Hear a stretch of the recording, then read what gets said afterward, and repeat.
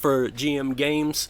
This is our new streaming on Twitch channel, and going to be bringing you some Draft Day Sports College Basketball 2020. I'm actually going to start off my own Journeyman save. I'm going to start with like a lower level coach, and a couple of goals. First goal obviously is going to be able to get from one of those low tier jobs up to a Power 5 school, and once we're at a Power 5 school, we're making the Final Four. So eventually what I'd like to do is just go game by game. I get a lot more enjoyment out of this when I go game by game, because like you can really get an attachment with the players, get a feel for what they're good at, what they're bad at, get in there situationally, change it around, throw in your zone, throw in your full court press, whatever you want to do in the moment. That's where I want to get to eventually, but for me, like, those games take a while to play out, so I want to be attached to those players. Probably not going to do that until I get my P5 school and I get a couple years into it so that I've recruited some of my own guys. So we're going right from the start here. I'll show you the whole startup of the new association and everything. So we are going to start new. We are going to use one mod on this. We're going to use, obviously, the real world mod. Do I want to do the challenge mode? In challenge mode, you can be fired from your job. Oh, yeah, I got to do challenge mode. If I'm doing a Journeyman save, it doesn't make any sense. 'Cause Sandbox, you can just pick whatever school you like. So we're going challenge mode.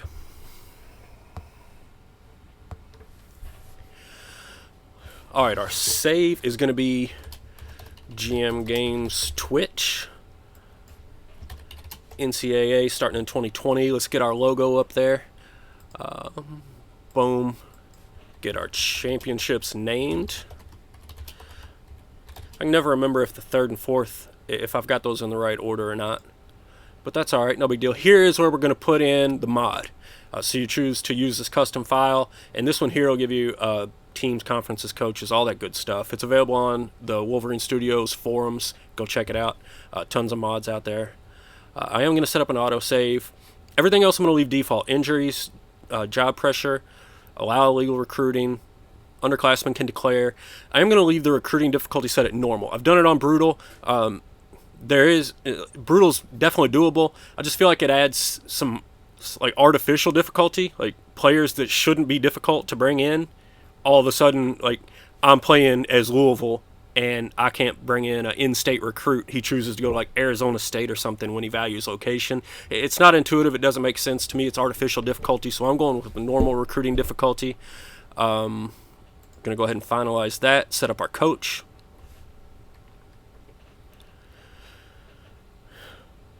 Really soon, here we go.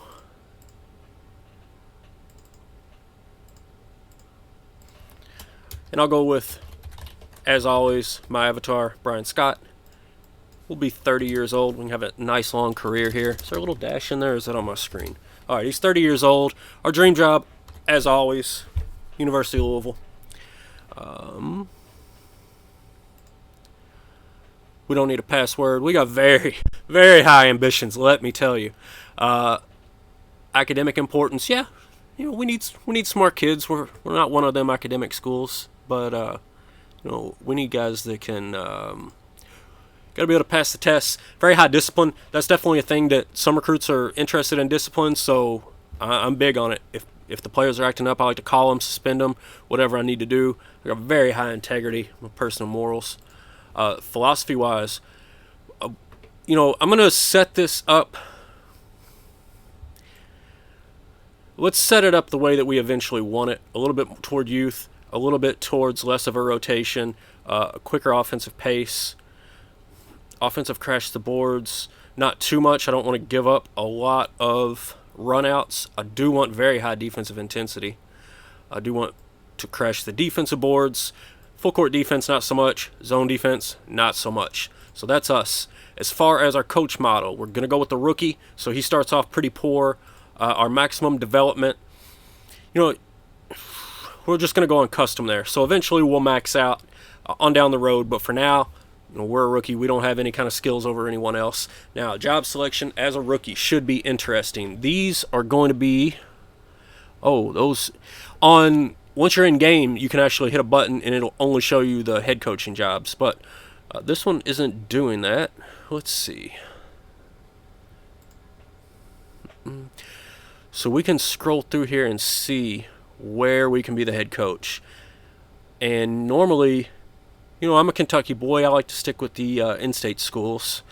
So as we come down through here, trying to remember what conference, either NKU or Eastern. Those are some of the smaller Kentucky schools that I can probably get a head coaching job at.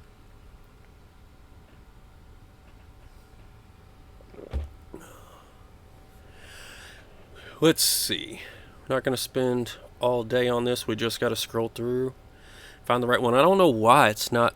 Maybe if I just search. Yeah, there we go. Sort by prestige. All the smaller prestige schools are obviously going to make me offers. I'm not going to be coaching at Kansas or anything in the very first season, you know. So, as we scroll down through here,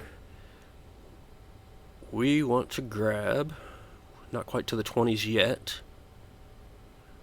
Still mostly looking at head coaching jobs. Now we're starting to look at some first assistant jobs. It's probably going to bounce back and forth a little bit, I hope. Hope these all aren't first assistant down here. Second assistant, yikes. First assistant, going back and forth. I was thinking Northern was in the, there's EKU. EKU's only giving me a second assistant job. Yikes.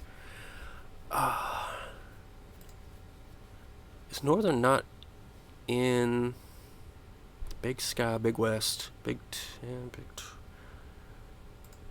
Thought this was going alphabetical. There we go. Big South, the Big West. Colonial Conference USA. What's the Horizon? Yeah, I think Horizon League. Only first assistant at NKU. Yikes. My coach is really, really bad. Alright, so I can't get any of the jobs that I really wanted. Let's look through here. We could go to like the one prestige school. Except I don't even know where these are. Mississippi Valley. Florida A&M. That might be just where we end up going, just to get this moving.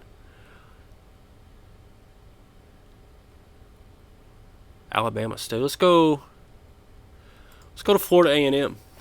The Rattlers. So they want us to win the conference tournament. Good luck with that. Making $80K a year. Whoo! All right, we're headed to Florida A&M. All right, so it's going to get us set up here. So, like I said, the first handful of seasons, as long as we're at Florida A&M, we're probably not going to be simulating the games. I'm just going to show you sort of how I build a school, how I bring in those recruits, and then we'll just, simulate the game like from the main screen. We'll let the computer do it without actually going in-game coaching, and we'll see what actually happens. I don't expect much for the first year or two. Generally, what's going to happen for the first year or two is my coach is just going to get better. Just by gaining experience, he's going to get better, and then eventually going to get a better offer. So, it's just going to be about hanging out here in Florida, pulling some in-state recruits, up until our coach is ready to take that next step into a Power 5 school. Once we get there, we're really going to set up roots, bring in a core of players, and then we're just going to play through the games. I'd like to coach each game out and, get a feel for our guys and go from there. So this should be done any second now. We're at 95%.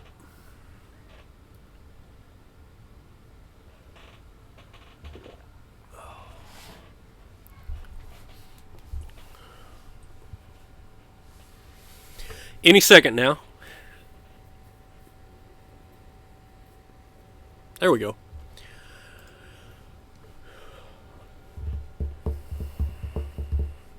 Alright, single player mode, so we don't need a password to log in. And we're off and running. Whoa! This team is terrible!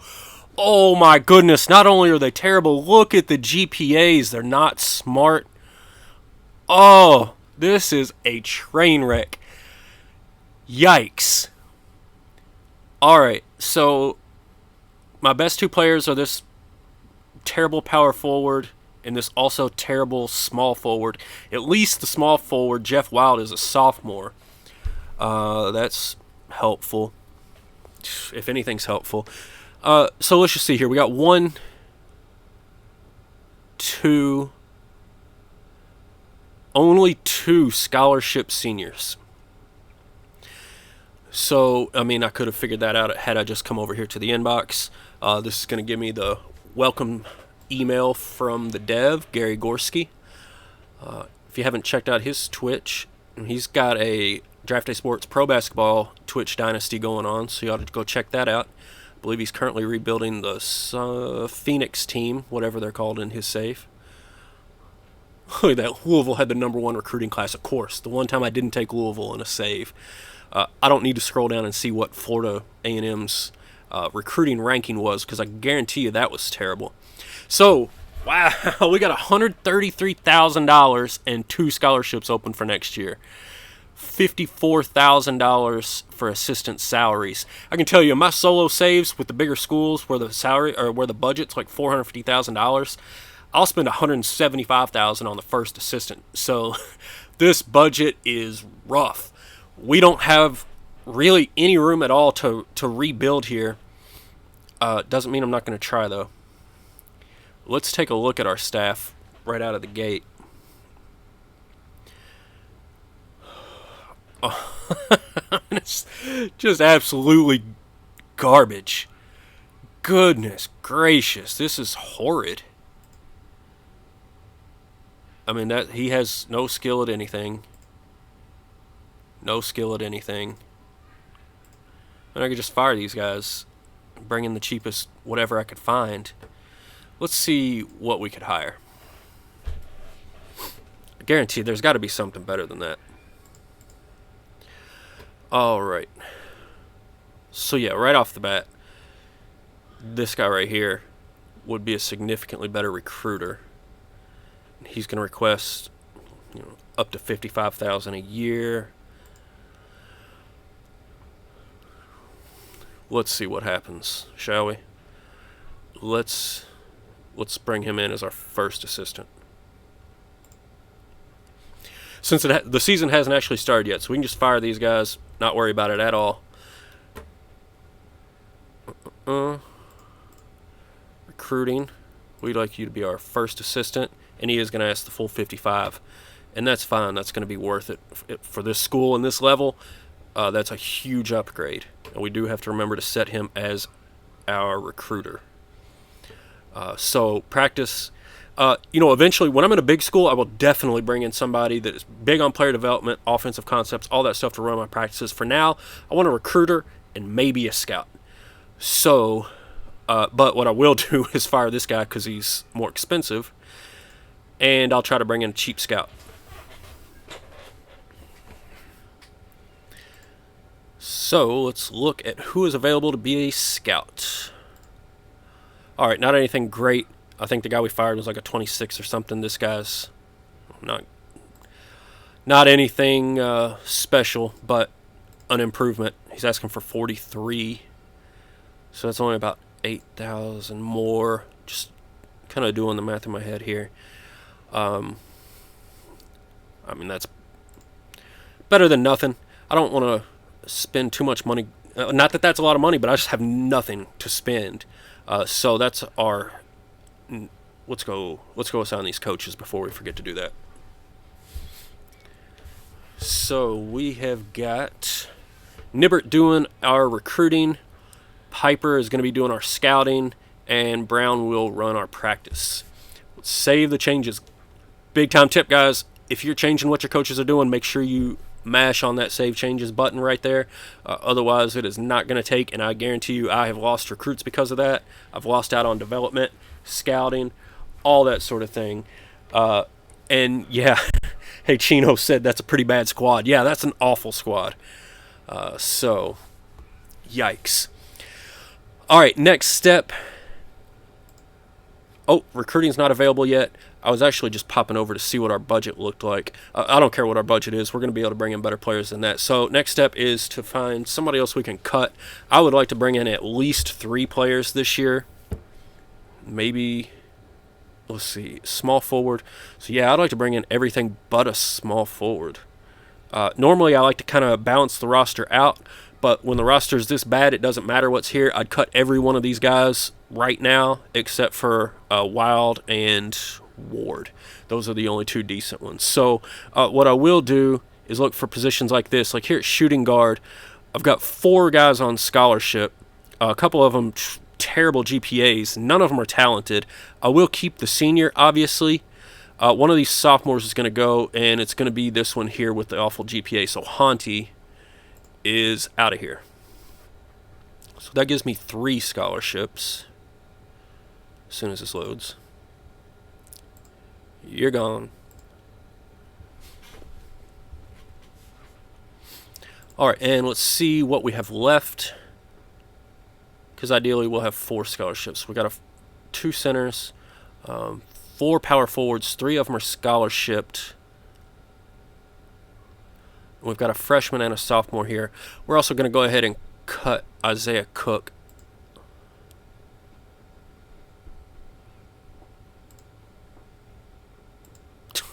Look, not only is he terrible, but his potential is terrible. I mean, this is a joke, right? I mean, at least, I'm not going to cut this guy because he's a senior. And let's see, that guy's also a senior. So those are the only 2 with worse potential. How do they even make the team? I could beat these guys out. All right, he's gone. So we ought to have 4 scholarships open now. And it's time to go and buy our reports. So with this limited budget, $27,000. Yikes. Not a lot to recruit with. We are in the Southeast region as a team based out of Florida, so we will take that basic report, and that's all, folks. The nice thing is, we're only going to be recruiting in-state, so we're not going to need a lot of a budget. Most of the budget, once you're actually recruiting, goes on bringing people in for visits, and the more expensive, the cheapest visits are in-state. The further away you get from your home school, the more expensive those visits get. So if you're bringing in like international players, yeah, that can be $2,000, $2,500 a visit. But like the in-state guys, it's like around 100, give or take. Don't quote me. We'll delete that part of the stream for sure. But it's a lot cheaper when you're recruiting in-state, so you don't have to worry about the budget quite as much. We'll see. We'll have to see Wolverine Studios dropping in. Thanks for a great game, guys. Let's see who else we got. Alright. So, I'm still, this is obviously the first stream, so working out the multiple screens and how to keep up with chat and that sort of thing. But we got a nice team behind us. So, let's move on here. Let's set up our summer travel. So again, small school, small budget. The only thing that we're actually going to hit is going to be the Memphis Hoops Summit in the Southeast region. Let's move on. And so we're still going to have $17,000 to recruit with. And I promise you, I'm at least going to bring in a couple of recruits that are going to make this team better on that budget. Virtually guarantee it. So we'll let this process through. And then you set up your summer travel on June 25th. So as soon as this is done, it's going to be June 26th, and we're going to be setting up our recruiting board. And to me, that is the most fun part of any college game, but especially Draft Day Sports College Basketball 2020. When you jump in and you start bringing in the recruits, man, you can have big victories through the season, but you bring in that star point guard or that star player, whatever it is, that's a huge win. That gets you 10, 15 victories down the road. So landing recruits is the absolute best part of the game. Let's check out our inbox. Should just be telling us that recruiting has begun. So yeah, we're here on June 26th. Recruiting is beginning, and like I said, we're going for everything. We don't necessarily need a small forward, but I'll tell you what, if we've got some interest, I will not hesitate to go cut somebody else. When you cut players, it can have a hit against your school's prestige. I'm not particularly worried about getting fired, especially in my first year from Florida A&M. Whether I meet that requirement to win the conference championship or not, I'm not going to lose any sleep over that. First year is just about getting better. So we actually don't want to be looking at the Southeast region. All that we're going to look at is in-state recruiting for right now.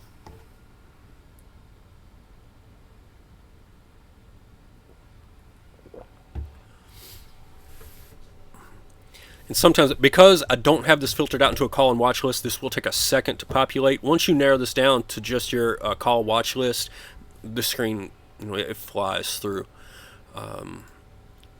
it's just got so much information about so many players. Sometimes it can take it a minute. So I don't have a whole lot of interest here at all in any of the better point guard recruits, and I'm just going to go position by position.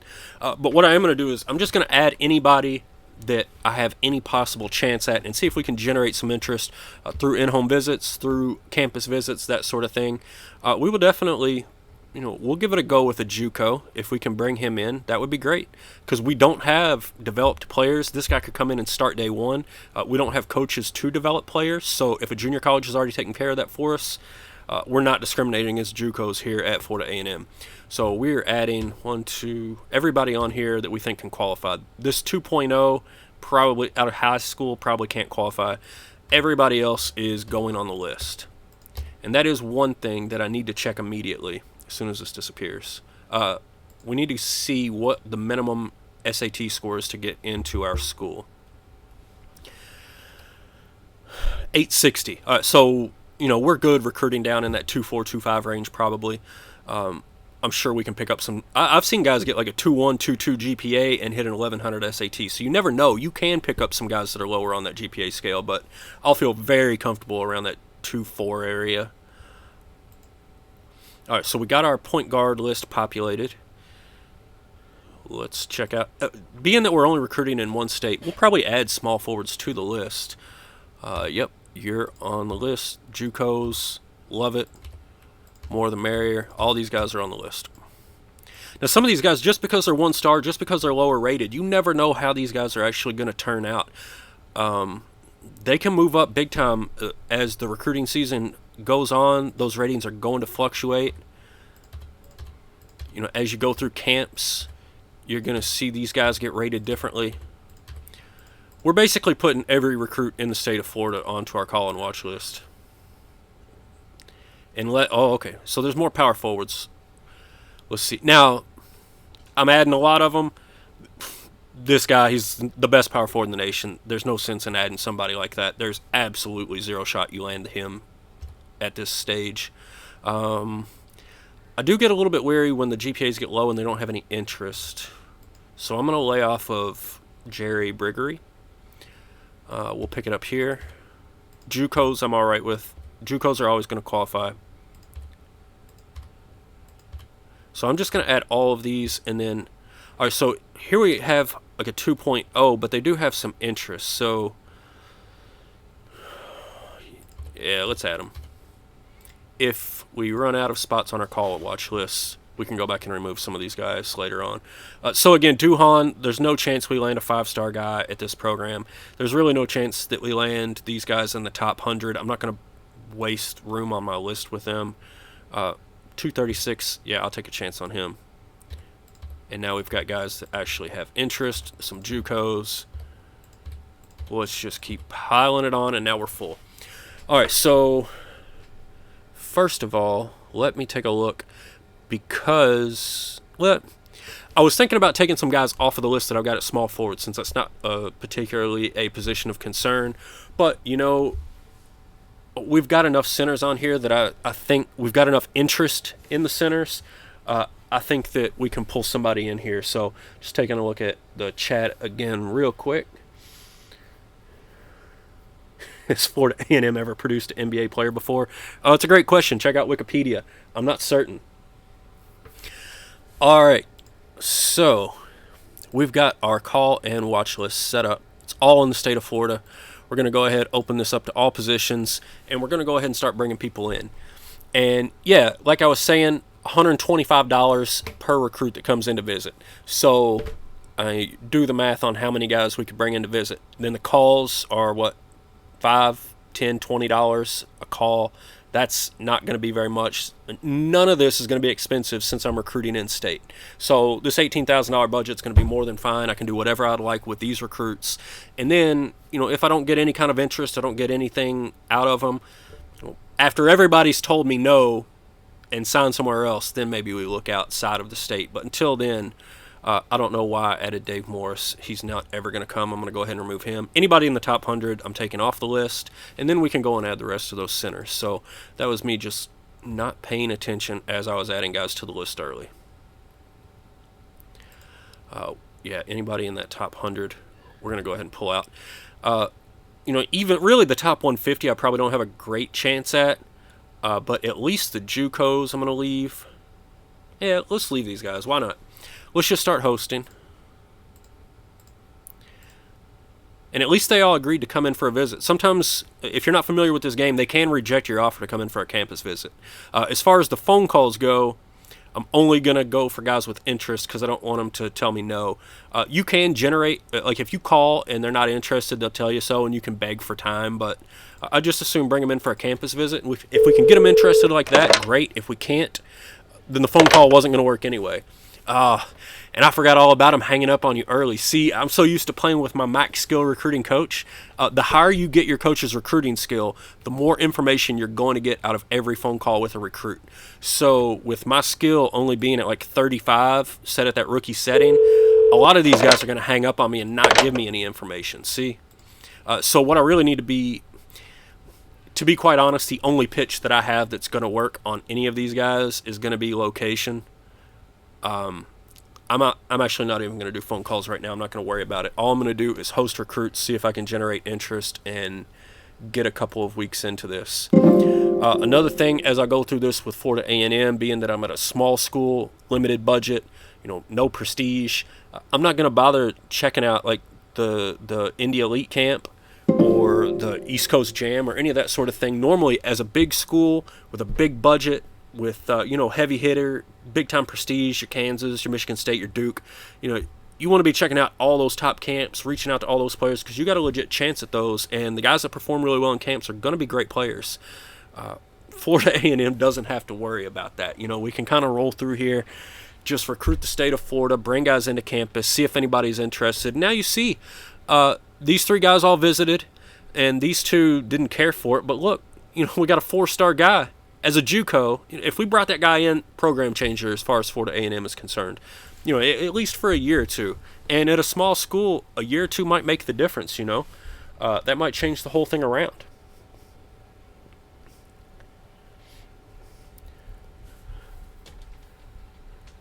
Just checking out, got to check out the chat every now and then, make sure we know what's going on.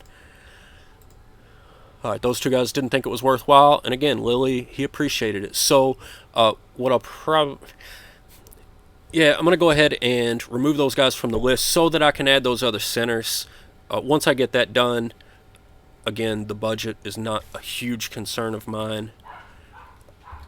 So once we get down a little bit further, I'll probably quit removing these guys, even if they don't, if they aren't crazy about the visit. But, all right, so we're going to host 3 more, see if we get any kind of interest out of them. We're also going to scout the very top ones. I'm not certain whether Scouting Live generates interest or not, but in my head it does. If I'm a high school player and I see the coach sitting over there in the stands, I'm interested in that school and I know they're interested in me. So maybe that's a role play thing, but I like to go out and scout live the guys I really want to generate interest in, and we'll see if it works. What I am going to do is run over and grab a couple of centers that didn't make the list. All right, so I think Morrison was the last one on the list. So we can add Blackman and Crowley. Let's add the one that actually has a lot of interest first. And I had the top 100 guys that I removed. So we were able to add all the rest of the centers to our list.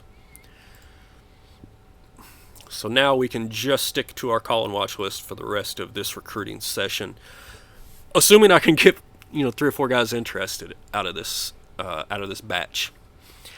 So all of our scouting live is done, all of our hosting is done. What we do need to be doing is watching film. If you guys aren't aware, there is right up in this area. Once this disappears, you can get help. And it will show you the what's the word? The hotkeys. So that's how I was adding film. You can just scroll right through the players, hit F, it'll select watch film on each of them. There's also shortcuts for all of the other actions. F's the one I use the most. The others aren't that bad to click, but I do like to just scroll through here and get my film going. And again, I'm not going to worry too much about calls because I know at this school with these players, the only thing I'm getting is location. So I'm not going to worry about it right now. Ordinarily, if I'm at another school, if I've got some other things to throw at them, I got a little bit of prestige or whatnot. I guess I do have coach discipline. If they were interested in coach discipline, I've definitely got that. Oh, all right. So that just ran the national camp, and I can show this to you. Again, I don't need to run through it too much at this school, but this is an email that you're going to get from from the national camps, and this is all 3 of the national camps. The Indy Elite is the very top prospects in the nation. It'll tell you the top 5 players here. Now, if you've got people on your list and you attend these camps, you can see, like, hey, this guy was a top 10 player, this was a top 25 player, this guy didn't really stand out, he was decent, but they got to be on your list and you got to attend the camp. If either of those things doesn't happen, all you're really getting is these top 5. So this is Indy Elite. Down here we're going to get the East Coast Jam. And this is, not the elite prospects, but top prospects, and then a mix of middling prospects. But I have had like top 10 players in the nation be at the East Coast Jam. So there are definitely some elite prospects in here. And then after that, we come down to the Georgia Superstar Camp. And this is sort of that next level recruit. Once I jump into a P5 job, if I'm at some smaller Power 5 team, I guarantee I'm going to come down and check out this Georgia Superstar Camp, because these are guys that could come in, be 4-year players, and really set up a program. In one of my last solo save, I had selected the Georgia Bulldogs. Well, that's the job that I got. I started off, I think, at Eastern Kentucky, and then I got a job with Georgia. And the first player I picked up was out of one of the top 5 at this Georgia Superstar Camp, and he was the best player in the history of that save. I think I did 10 or 12 years at Georgia. He was the best player over that entire time. He was a 4-year starter, leading scorer in Georgia school history. So you can definitely get players out of this camp.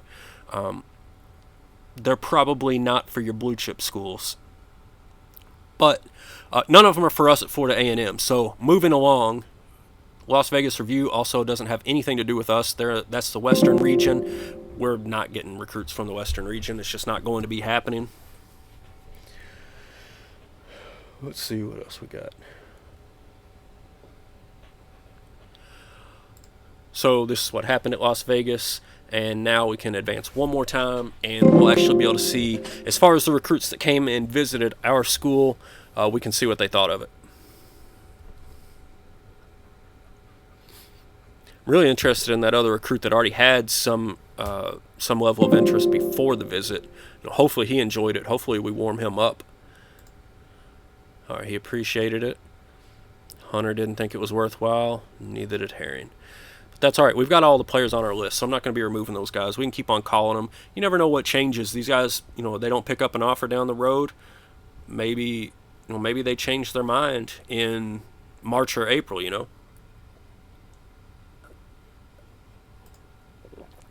We're going to roll right on down the line here, hosting and scouting.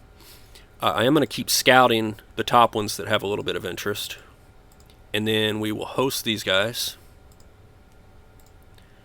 And let's see if we can get any information out of another call. Let's try it again. Let's try for location. Let's see if we can't just, at the very least, location, playing time, and discipline. We'll try that on every recruit that we can, I suppose. It is going to be frustrating with a lot of hang-ups early, though. It might work better on the guys that are warm as opposed to just these cool coach discipline. Okay. So we got a little bit out of him.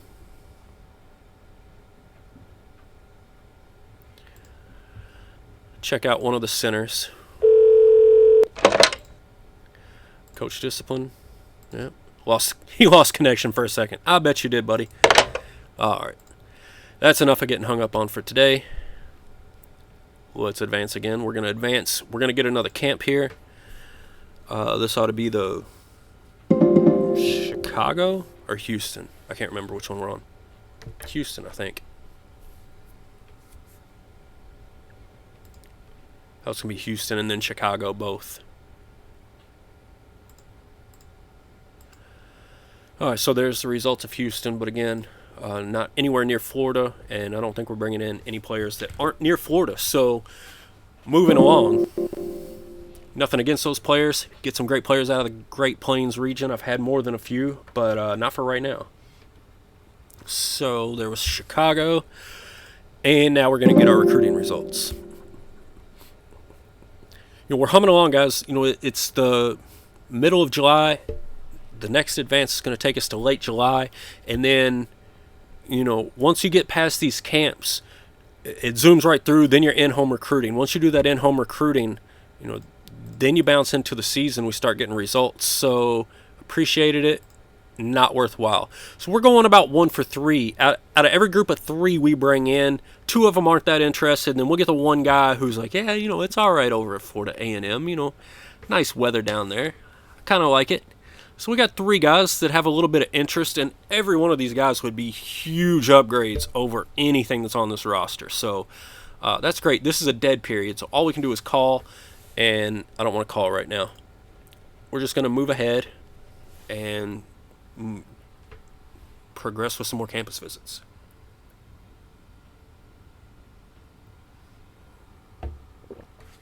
I don't have any idea how long I'm going to stream today. It's only about 5 o'clock, probably up until about dinner time, whenever I get hungry. Otherwise, I don't have much going on. We got some grandparents taking care of one of the kids, so we're on light duty today. I can hang out and play. Bring our next batch of 3 in for in-homes. Keep on scouting these guys. We'll maybe give the JUCO another call. I'm telling you, that would be such a big pickup if he's interested. What do you think? Playing time? Gosh, he just won't give us anything. Maybe our assistant will get something out of him. All right, let's move along. The campus visits and the in-home visits, to me, are the big things.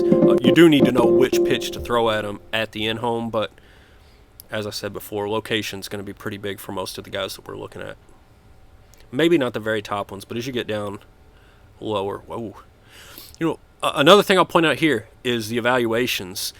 These are letter grade evaluations on these players, and you can see here, this guy's got an F, which is definitely concerning.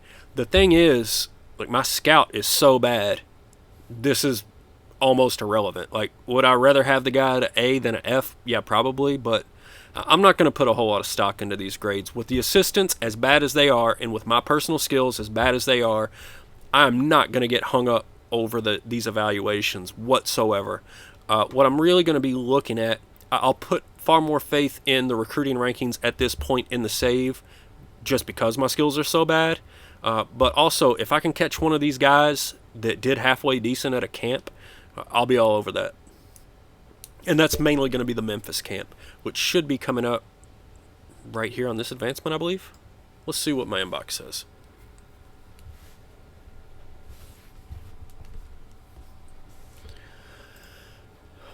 Oh, yikes. So out of the guys that we had targeted, these are the only ones that actually went to Memphis. And you can see a handful of those are small forwards. We're not particularly interested in those anyway. Let's see. Do I recognize any of the names? Not really. Let's just look player by player.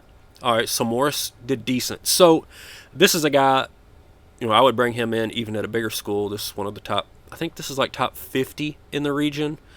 So he wouldn't be great at like a blue blood school. I don't know why that logo is there. I'm fairly certain that I imported the NCAA logo to this save. Anyway, yeah, I would be all over Mr. Morris if he has interest. Herring didn't stand out. Hunter is in the top 25, so definitely, like I said before, I can make another cut for a guy like that.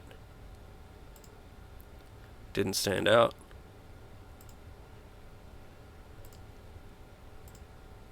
Leatherman was decent. Did not stand out. And Dante Curry did not stand out. So Leatherman and Morris and Hunter. Let's see what they're looking like. If I don't have any bad notes on these guys, so your assistant making the calls every week is getting notes on these players. Of course, Hunter's one that already visited and already didn't care for the school. All right, Morris, he's got a little bit of interest. Let's see. So if you get like hardworking, doesn't miss practices, no problems with injuries, those are great notes to get. Could work harder, has had some attitude problems, those are not notes that you want to see. So I don't see any of that. I could wait a couple of weeks and see if I get any more, but as of right now, like, this is by far my number one target. So we're going to go ahead and add him. I believe Leatherman was the other one, and of course he doesn't have interest either. All right. I'd love to have those two guys. We'll keep an eye out. Let's see as we go along. Actually, with Morris, since we know we're going to be recruiting him heavy, let's see if we can unlock any more of these. All right, not a big concern. I unlocked the 3 I wanted to on him. All right, so let's move along with our visits. So we'll just kind of keep an eye out and see how the rest of these guys go, see what kind of interest we have, see if we need to hang around and try to bring in Hunter and Leatherman, because both of those would be great recruits to have here. Or do we just want to focus on some of the guys that we know we can bring in? The thing is, with our scouting being so bad, all the other recruits that have interest being really low on the list, I don't know what kind of quality those guys are going to be. We'll probably prefer to stick up around in this area. I think we need to advance again to get past our camp.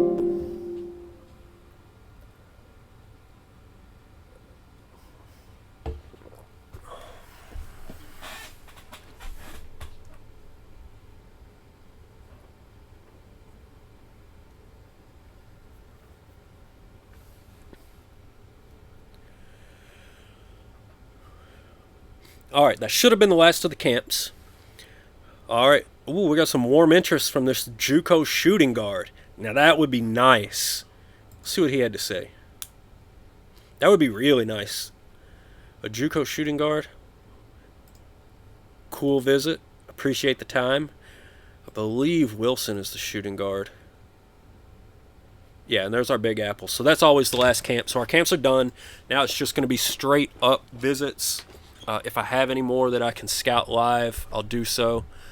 And then we need to get our other 3 scholarship offers out. So I can tell you. See, he didn't have a whole lot of interest, but then after the visit, that definitely picked up. We're going to offer him. Let's give him a call and see if we can unlock some of these categories, maybe. Coach discipline. He was tweeting at Wolverine Studios. Wolverine Studios, did y'all get that? You're in here, right? If you're still in here. He's tweeting at you right now actively, so you might want to check that out. All right, and discipline's at the bottom of his list.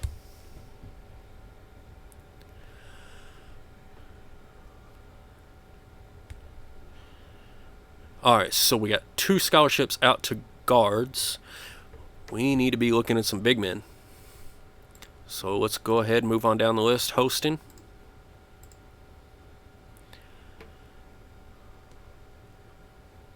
And what we haven't been doing is watching film. But that's alright, because we can watch film 10 times a week. That's more than enough time to get all of these guys in.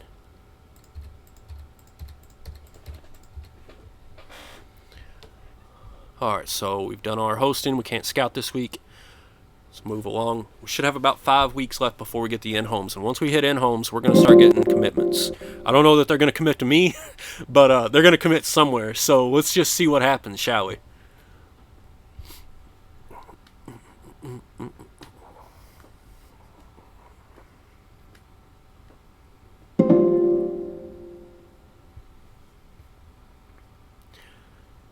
Even if we just brought in those 2 guards we already have offered, man, that would be great.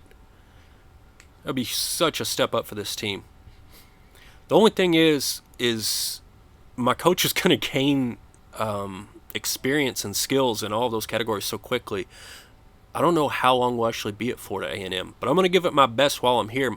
What I really like to see is, after I leave a school, if I've got it set up correctly, I love to see the AI continue on doing well. See, you can see here Hunter, he did well at that camp, and look at him move right on up the list. I think he was down lower before.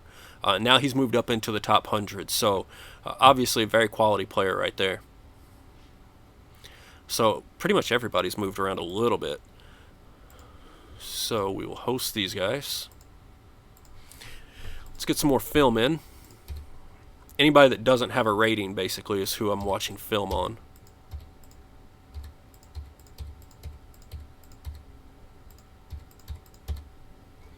Alright, got that done. And do we want to call anybody? Alright, so we got location, and I told you, location. He's pretty interested in that. We don't need any more information on Wilson. On Mr. Lilly, we don't have anything. Come on, man, tell us what you want. You want a little location? Oh, lost connection, did you? Location? Yeah. Well, see, that's going to be high. That's going to be green, you watch.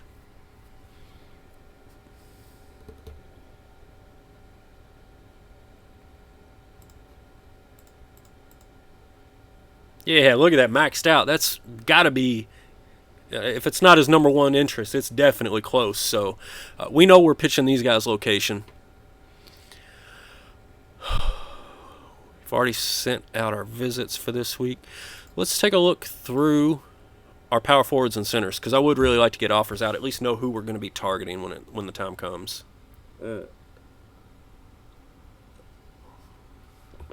Just looks terrible, doesn't it? You know what I'm actually going to do is, Leatherman is not a very highly touted recruit. I know it says he doesn't have any interest.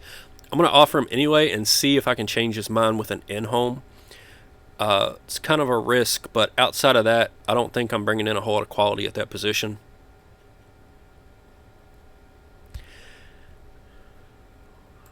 Hold on one second. Did I already offer a power forward?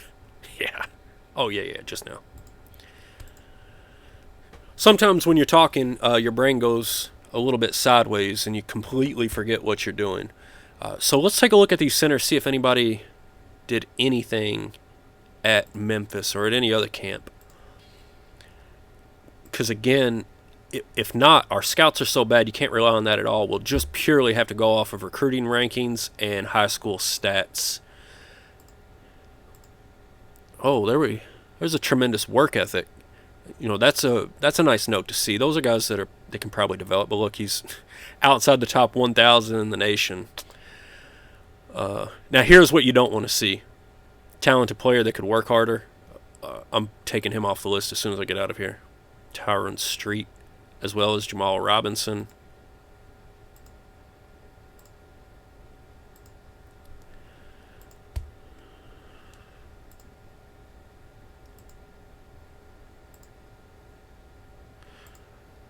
All right.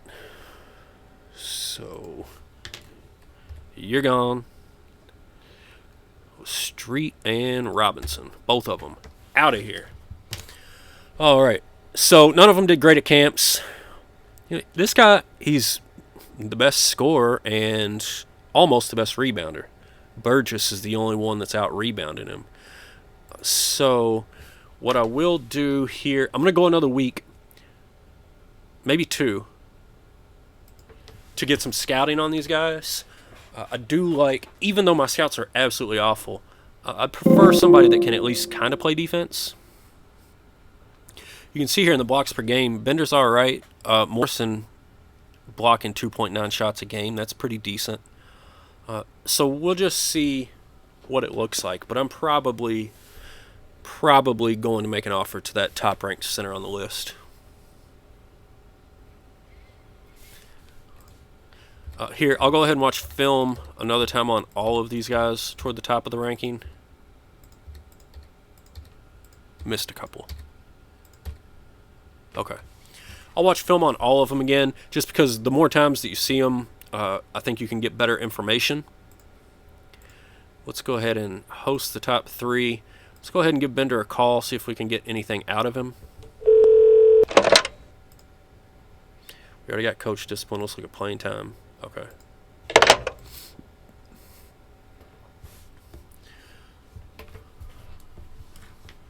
So we'll go ahead and advance here, take a look at what our scouts think, and then we will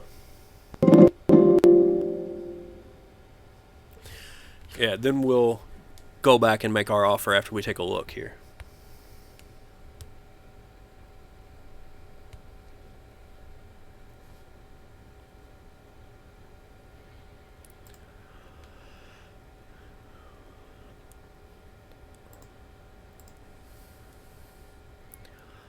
All right, so defense, C's and B's. Given that our scouts are relatively low, there's no guarantee that any of those are better than the others. So we'll stick with the stats. We'll stick with the rankings. Either of these guys would probably be all right. We're going to throw our offer out to Mr. Bender. And so now we've got all 4 of our offers out. We've got pitches for all of them, and we're about 3 weeks away from in-home. So we're going to speed right through this. We're going to keep hosting. You can see here I've done whatever I felt like and haven't even gone through half of the budget that I had available yet. So I'm not worried about that at all. After this week, we'll have hosted, the top 8 or 9 centers. So I'm going to scroll through some of the other positions, just get some visits out there because, there's no guarantees you get any of these guys. Might as well have a large pool to pull from. I'd rather have more people telling me no. I can't get enough of hearing the word no. Like, would you like to know? Well, we've got tons of playing time. No. I especially need to host these power forwards because the one that I've offered does not have any interest. And I need to get film on these lower ones. All those guys are going to be interested in location primarily, so I'm not going to bother calling. If I miss out on the 1003 ranked recruit in the nation, I don't think it's going to be too terribly different than the talent that's already on the roster. So, Leatherman really, out of the power forwards, is the only big catch as far as I'm concerned.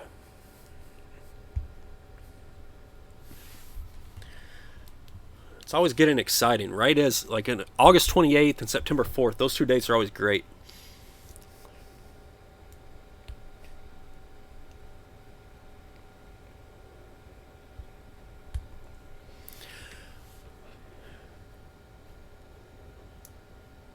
Oh, Leatherman actually moved up in the rankings a little. Okay. Got confused for a second. I was like, where'd my boy go? Here's all of the campus visits that have been going on. We can move on through those. Shockingly, Florida A&M does not have a Norton candidate, if you can believe it. Really disappointed there. I thought that, what's the name? Wild? Or who do we got? Yeah, we got Wild and Ward. I really thought one of them could be a top 50 player in the nation. Unfortunately, that was not the case. All right, we still got a couple of power forwards to host here. Oh, he shot up. All right, so this is our last week before in-homes. Now we get to see what happens. Now, you can, going from September 4th into the 11th, you can have some guys go ahead and commit even before the in-home visits, but that's usually just a handful of the top elite recruits. Nobody that we're going after, unless I have the worst luck in the world. Shouldn't happen. Yeah, we still got all our scholarships here.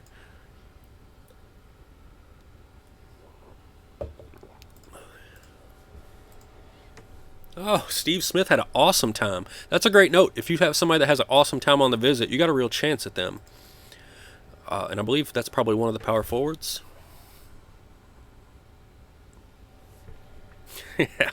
Number 1,680 in the nation, but he is the 345th best power forward.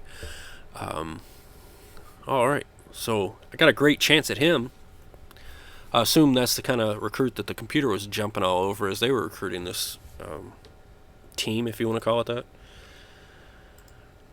It's like the Bad News Bears of college basketball, I think. We're going to go ahead and pitch him location. Checking out the centers. Bender's moved down to a 1-star. Yikes. Hey, look at that, number 1. He might be the 809th ranked recruit, but we're number 1 in his heart. I'm sure that all of these guys are going to be location. Wilson's still a 3-star recruit.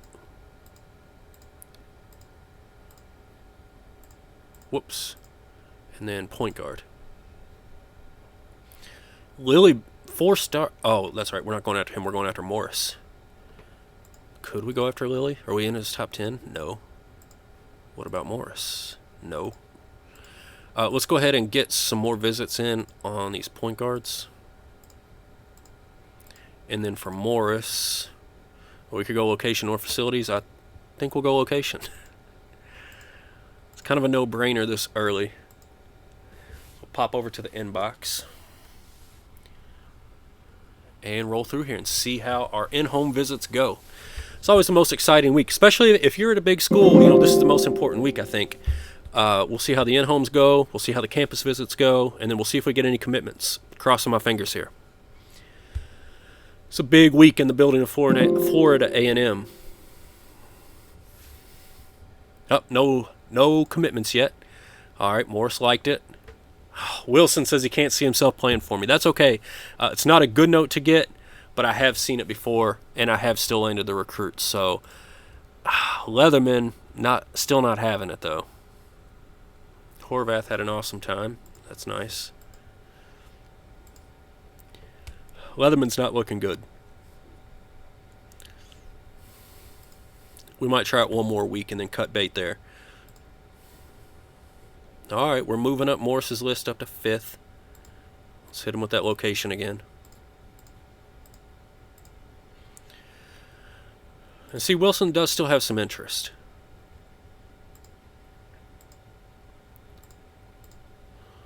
As long as he still has interest, we're okay. Leatherman's the problem because he already had no interest. You know, we might... What's White look like? Oh, we're 3rd on his list. Leatherman would have loved to have you, buddy. You're out of here. Let's call up White real quick. Oop. Come on, man. You want playing time? No. He wants to hear about location. They all want to hear about location. You know, if there's anything great about Florida A&M, I can tell you it's those sunny Florida beaches, right? So that's all these recruits want to hear about. That's all I'm going to talk about. And let's go in and check and see as far as Bender is concerned. Look at that, number 2 on the list. Moving right along with him as well. Again, I'm not going to lose my mind over these rankings. They can change. He's got decent stats. And, you know, nobody in Florida, especially center-wise, none of them really did that great at the camps. And we're not pulling anybody from out of state, so might as well go for a guy that's got decent-looking stats. Here's our well, we can change the out-of-conference. This is our entire schedule. We have an opportunity to change our out-of-conference games if we'd like. I'm not saying anything that needs to be changed. We got 1, 2, 3, 4, 8 away games to 5 home games. It'll be interesting to see how this team does in conference and out of conference, I guess.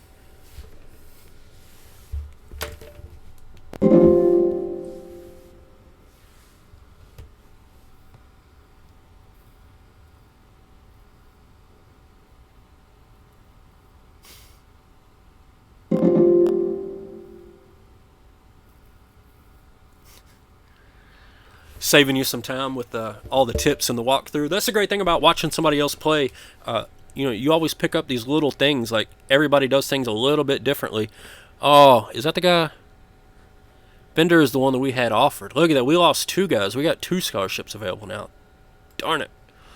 And only 6 emails. That means we didn't get anybody. Oh, we also lost Morris to Louisiana Tech. That hurts. Not going to lie. So Wilson's still not having it. Jerron White was at least sort of impressed. All right. It's okay. Let's jump on the next guy with a decent GPA and ranking here. He's into coach discipline. All right. We can definitely offer him that. Not crazy at all about his stats. What is... Out of the guys left, I'm not crazy about any of them. Let's just see what we can bring in, you know.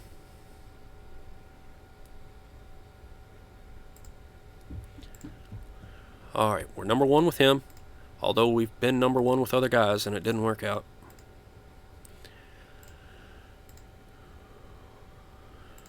Alright, Wayne, where are we at on your list? Still not in the top 10, which is not a great look. We definitely need to get some of these guys in for a visit. But we still at least have some interest over here. I'm going to keep pushing with him. You never know. He's not that highly ranked. Like, who's going for JUCOs outside the top 250? Come on, man. Florida A&M's a great school. You just got to see the bright side, right? Let's go ahead and reach out to this guy, too.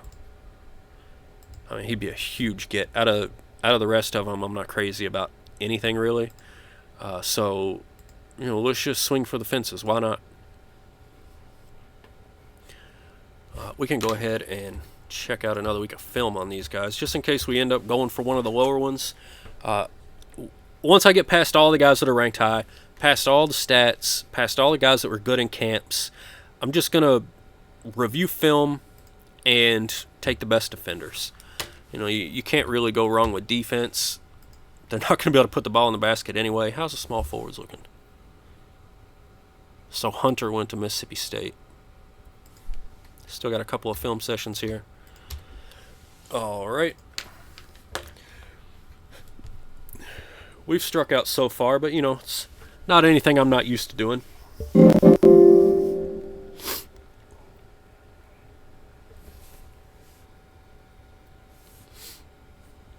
And we still got $7,500 to recruit with. That's how many visits, how many calls. We could call all through the winter if we don't do any visits, and then see who's available still in spring and bring them in for visits if we haven't already. Hopefully we land somebody here. Got to at least bring in one, right? I got a good feeling about the power forward. I think Jerron White's coming in. I'm still holding out hope for the JUCO as well, even though he's shunned us in both of the in-home visits. You know, third time's a charm, right? Oh, we got, shoot, 2 scholarships available again. And, oh, all right, this is good. We got 2 scholarships available, so 2 of these guys turned us down, 1 of them committed. Let's see what we've got. Here was the first JUCO who did not care for any of our other visits, and he decided to go to Central Florida. So he loved those Florida beaches, just not down where A&M is. Jim Lilly, going to Murray State. So, as I said, had a great feeling about Jerron White, and he's going to be coming in. All right, so we're still looking for guards. We've brought in a power forward, and I think we've got one more week of in-home visits. So, first big commitment, Jerron White. Let's take a look at him, shall we? These are the small forwards. Power forwards, Jerron White. Here we go. You know, he's top 700 in the nation. Top 650, actually. Top 165 if you're just looking at power forwards. So you do what you can when you're at a school like this. I would still go after Leatherman if I don't get anything else going on. Burleson's moved way on down the rankings and has no more interest. Yikes. Let's pull that. Oh, yikes. The centers are just awful. You know, let's go let Leatherman tell us no. Again. Why not? Inside players, to me, you know, inside guys, somebody that can rebound and score inside, you know, they're interchangeable as far as I'm concerned. Well, he's really interested in facilities. I'm actually 3rd on his list. I mean, at this point, what can go wrong, right? My facilities are probably garbage. I haven't checked. Yeah. Good old-fashioned C. We're going to pitch location. He might not be interested in it. I don't actually have it unlocked. Let's see if I can unlock it real quick. Probably not. Oh, yeah, there we go. So very important. Big deal. We're definitely going to pitch that. Come on, buddy. Come to our beaches, not the beaches of Central Florida. You know, it's possible that Wilson just wanted to come here and wrote the wrong directional Florida school. You cannot discount that possibility. We'll give him a call, see if he wants to change his mind. See, now this is what I don't want to see. A talented player could work harder. I don't know how many choices I have, since I would like someone. Talented player that could work harder. And here's another JUCO.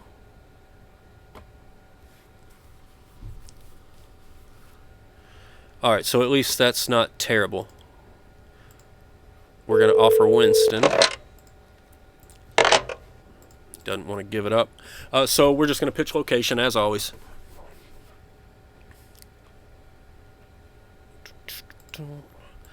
Offer that Scully. Talk about our beautiful beaches. Florida A&M. Not Central Florida. We are not affiliated with them. Let's see what we get. This is our last week of in-homes. If we get another, 1 or 2 commits here, that's cool. If we don't, we can keep those calls going throughout the season. We'll take off, since we are down below 7,000 on the budget, we'll take off anybody who's already committed. But everybody else, we can just keep calling them throughout the season and see what happens. We can bring the rest of them in for campus visits. Probably not going to reach outside of Florida. I don't think we got any decisions here. I think this is just 3 visits, right? So I thought it went well. Leatherman still can't see himself playing for me. I'm not bringing him in. I can tell you that. So that's, disappointing that we can't turn him, but still, it's my first year at a terrible school. I'm not losing any sleep over it. This may not improve the roster greatly. I do think, these JUCOs, even though they're not ranked that high, just having a couple years out of junior college, and the AI is going to train those guys up a little bit for me. Let's see. I don't have anybody else there to bring in. Shooting guard, everyone's visited. Small forward. And we still got this guy could visit, as could he. What I will do, since Leatherman is not coming, and I have already pulled 1 power forward, let's do this. We got another 3-star here that's still got some interest. I don't need to unlock anything there. I can let my assistant unlock that. Everyone here is visited. Oh, let's go ahead and let's start removing from the list. We brought in White. We can leave him on the list. I don't know if it keeps calling guys that have already committed to your own school, but I just don't like removing guys that have committed to me from a list. I like to be able to see them on there. Look at this. This center from Florida went to NKU. I told you I wanted to be NKU. Gosh. Bringing in the studs. All right, so we do still have a handful of centers. Small forwards, just get them off the list. Hunter would have been a heck of a pull, but he had no interest.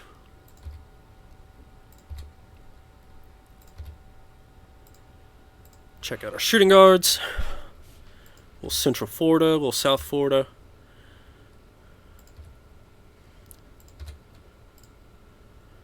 You can see, though, that the AI is pretty good. Most of these guys, most of these small recruits are staying in state. I don't have any idea where Stetson is, so I can't speak to that.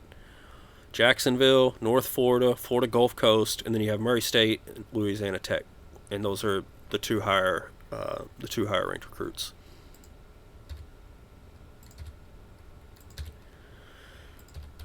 Alright, so our call and watch list has gotten to the point where we can probably just leave it on all positions. And this is all that we've got left. I've actually got interest from a 3-star small forward still as well. So we've got an offer, and an offer way down here. He could still come in. Alright, that's all of our campus visits. We can no longer visit in-home. So now we should have practice starting and everything else. Now I did not set up practice plan at the beginning of the video. Normally I like to do it straight away, but you don't really have to do it until practice begins. In this school, you can see here what they've been running. I don't want to change it too much because my coach isn't very good at teaching these offenses or defenses to begin with. So actually, I'm probably just going to let this run. They're running heavy into Princeton, then a little bit of triangle and a little bit of 5-out. The only thing I'm actually going to do, because I just want to consolidate. I only want to be running one of these. Let's let it be the triangle. Because I'm not a good coach, I don't want to spread out and try to teach 100 different things. Let's just teach 2 things. So we'll run the Princeton and the triangle here.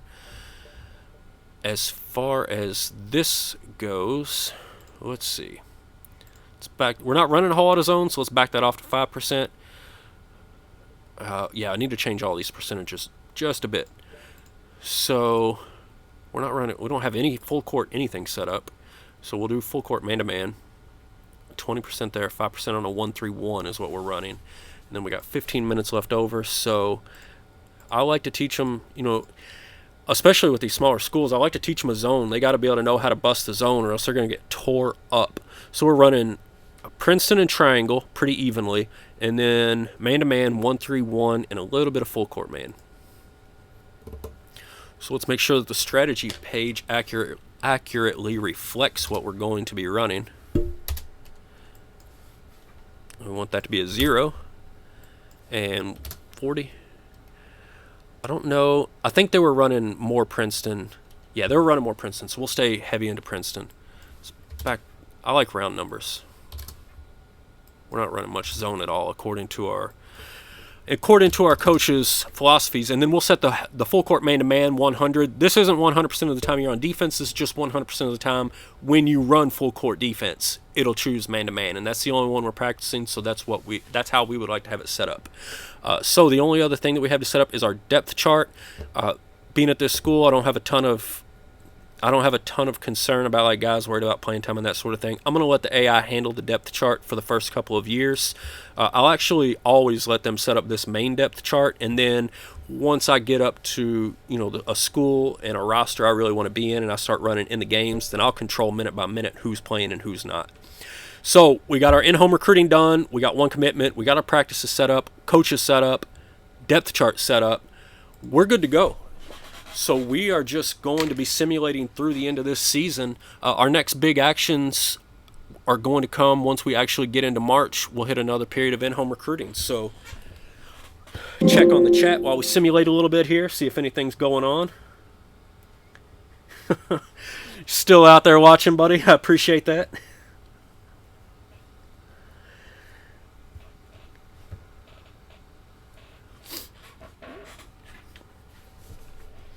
All right, let's keep an eye on the inbox. The one thing that we will have going on throughout the season, we might get some instances going on where our players are not getting along, and seeing as how we've got a high discipline setting, we want to stay on that. You always want to try to stay true to your coach's setting. So just because like you're recruiting players based on that, you're recruiting them saying, hey, we got high discipline.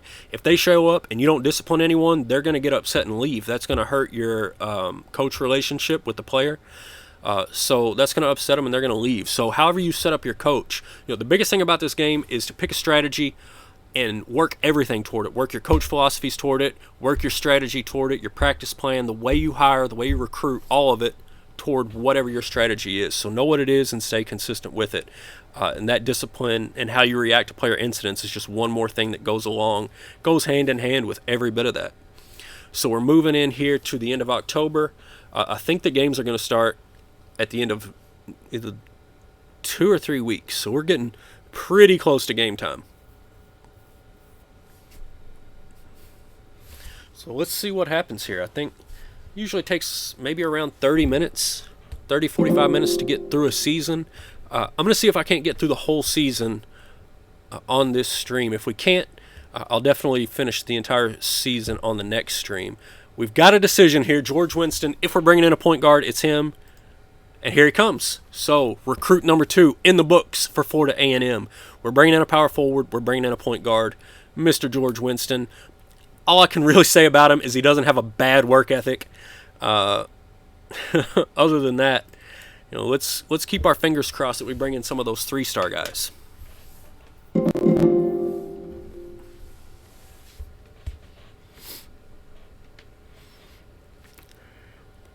I am really disappointed I didn't bring in either the JUCO guards. Either one of those, like I said earlier, they would have been real program changers for for a school this small to be bringing in JUCOs at that level, that were borderline top 100 recruits. That just would have been a massive, massive haul. Didn't work out, but every year my coach is going to get better and better on his recruiting skills, his player development. All of those skills across the board are going to continue to get better. The game's just running another auto save here. All right, so now it should be about game time.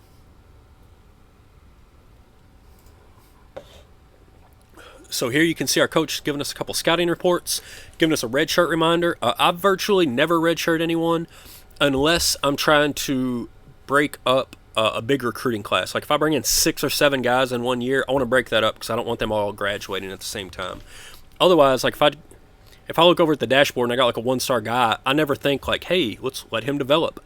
Usually my thought is, hey, let's let him graduate and get the heck out of here so that we can bring in some better players. So I'm not redshirting anybody on this one.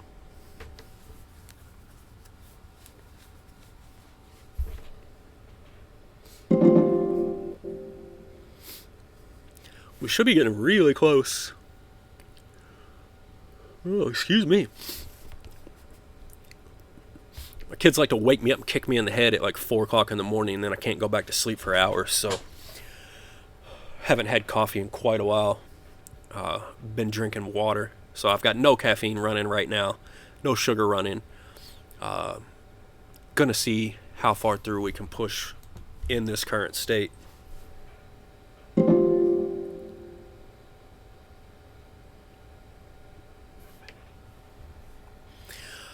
All right, and our season's begun. So we'll now be into the play simulation window here. We'll go, I think we'll be just going a day at a time, seeing what happens. So we'll simulate through this first day. We don't play yet.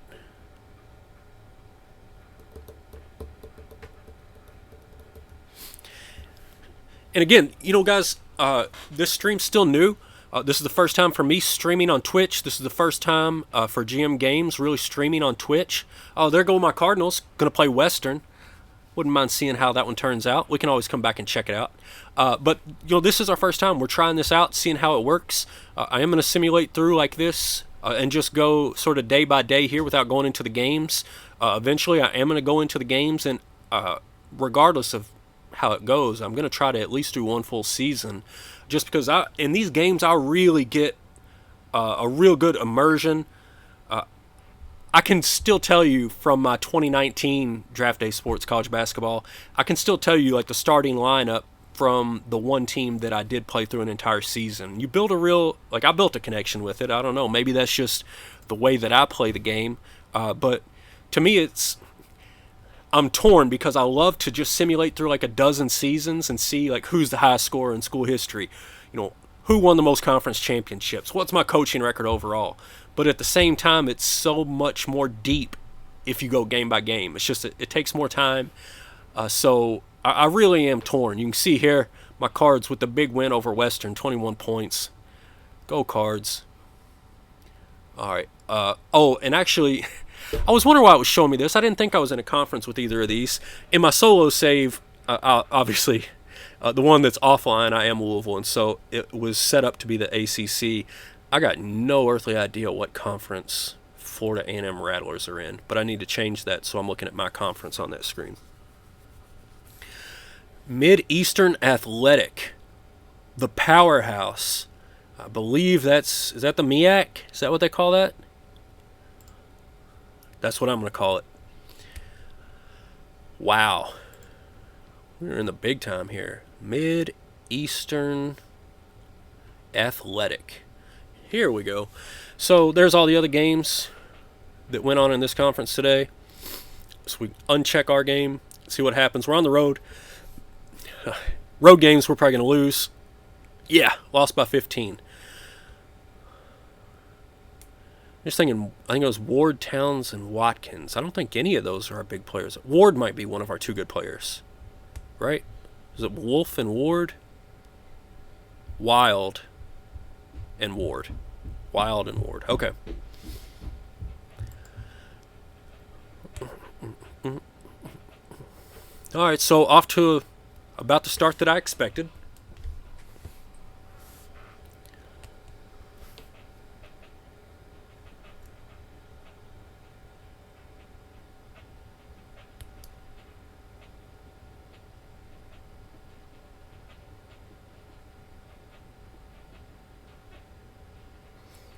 Seattle with the big win over Texas Southern. I do like just keeping an eye on all these other games and schools and players. Sometimes you'll see like the same guys pop up over and over, and you just know they're a star.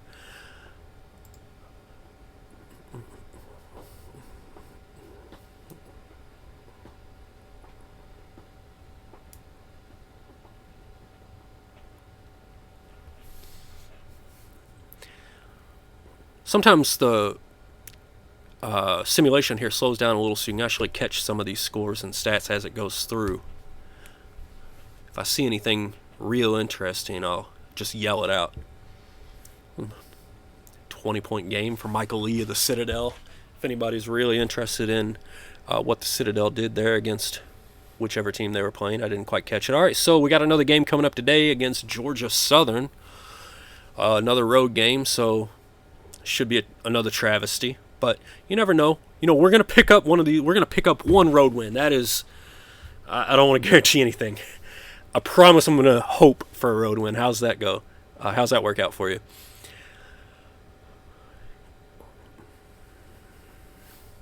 I mean, Georgia Southern, that's not too far away from home. You know, we're probably riding a bus or something. You know, they might have gone to high school with some guys that are playing there. So let's see what happens. And nope, lost by 7.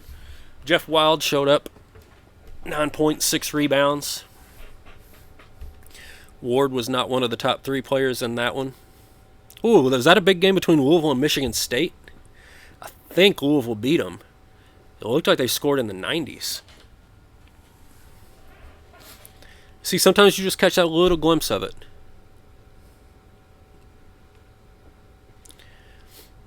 And I know you can change the speed of this, but I don't need it to go any slower. It's not really what we're focusing on here today. We're really focusing on all those amazing one-star recruits. It's really going to turn this program around, you know.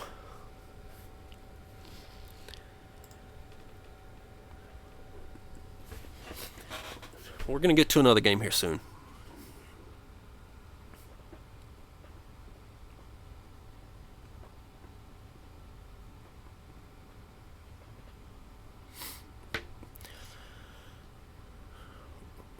I do always go day by day on these, though. There's a big win by Stanford. It is interesting, if you haven't played this game before, to just kind of try to watch this and see and look at how much of a home court advantage these teams really have.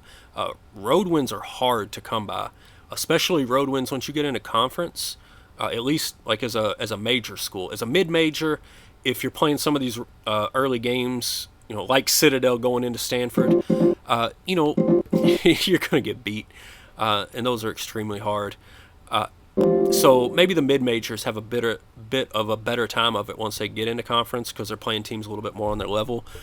As those major programs, though, man, you get into conference play and you get on the road, it's hard to win games. Even when I'm like ranked in the top 5, I'm so happy to get a road win in conference. So you can see the 2 commitments that we do already have both signed their letters of intent. So we don't have any problems with eligibility there. We just got to bring in 2 more players to round out the recruiting class, hopefully. So that's nice to know.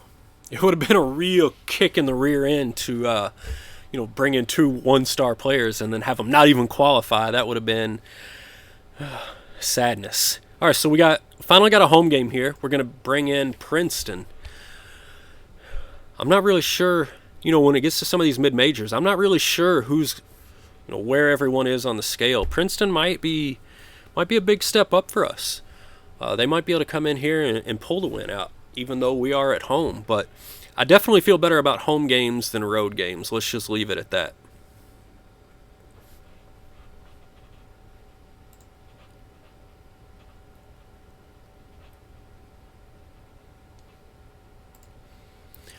All right, everybody cross your fingers for me. Good thoughts. Best wishes. Hey, 2-point win. Look at Allen Towns, Jeff Wild, 9 points. Marcus Story, 13. Oh, we've got a win on the books. Ladies and gentlemen, your Florida A&M Rattlers. Love it. Absolutely love it. 2 points, man. They just barely pulled it out, but A win's a win. You know, when it comes to the end of the season, they're not going to go back and see how many you won by. Did you win or did you lose? We won that one. Suck it, Princeton.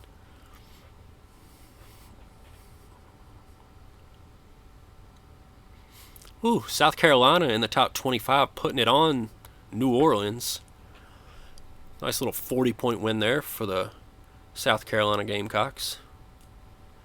It was not South Carolina State or Oral Roberts. I'm not sure which of those is a MEAC team. My guess is South Carolina State, because I've never heard of them.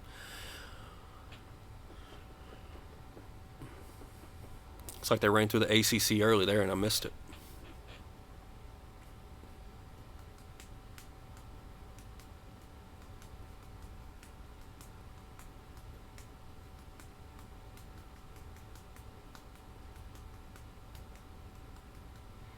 So happy to get our first win. You know, I don't expect much out of the first couple of years, you know, maybe 10, 12 wins, but when you do get them, it makes you appreciate them that much more. Here we go on the road again to Charleston. You know, and I think I said at the beginning, I think we got 5 home games and 7 road games pre-conference. So if we could go into conference play at 5-7, I'd be ecstatic. That would be a great non-conference season for us. Because this team is just awful. They're so bad. Maybe that's our scouting. Maybe they're a lot better than what they look like on paper, but I doubt it. All right, let's see what we can do on the road. We got to get a road win sooner or later. It's going to be later. It's not going to be today. Although Jason Williams scored 16 for us. So that's not too shabby.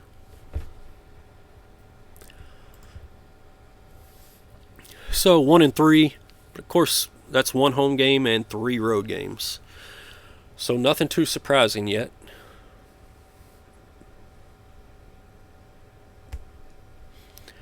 We're just grinding it out. You know, early on, Journeyman save. Very low prestige school. Very untalented coach. You know, this is what you're dealing with. So you just take your wins where you can get them. Oh, we got a team incident. See? Now here's where we get something going on in the middle of the year.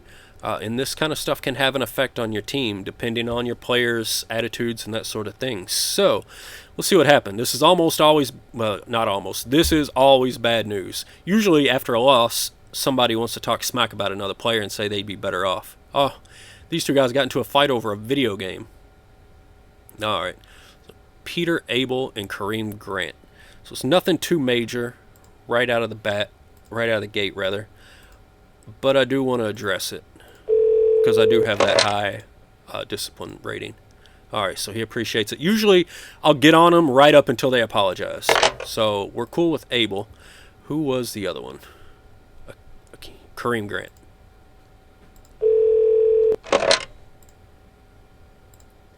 And he also appreciates it. So, you know, minor dispute over a video game. We talked to them. They both apologized. We're all good to go there in my book.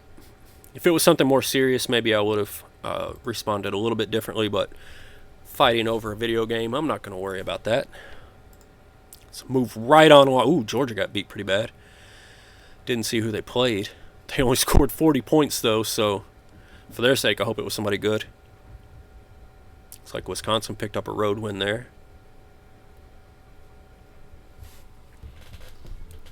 Oregon went up into the 90s.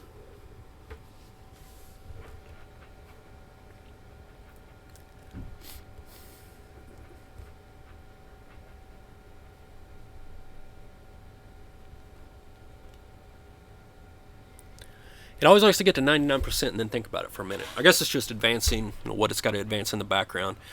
Get a good look at USC there.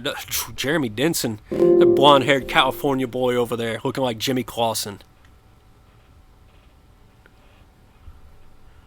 All right, let's see what's in our inbox. Probably just a few scouting reports. Ooh, we're going to play Nebraska, are we? And then Yale, another Ivy League team. You know, only win of the year so far is against an Ivy League team, so maybe that's good for us. Hopefully that's a home game.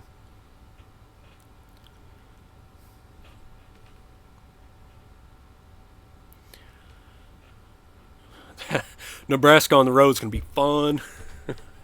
All right, here comes another big home game. Time to put another W up against Campbell. I have no idea what conference they're from. but I know I'd like to win the game.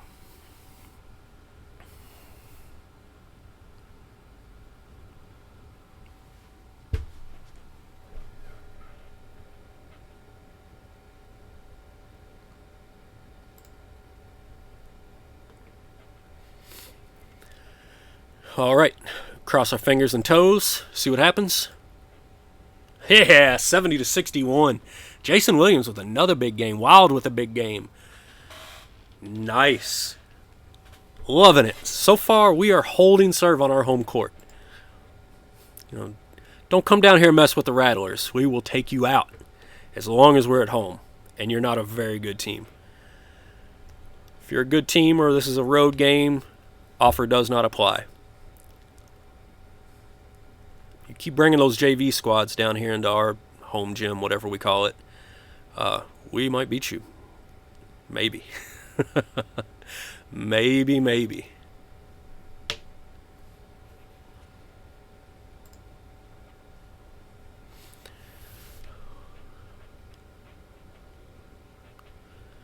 Looked like Louisville picked up another win. Oh, Seattle hung 100 on somebody. Georgia with a home win.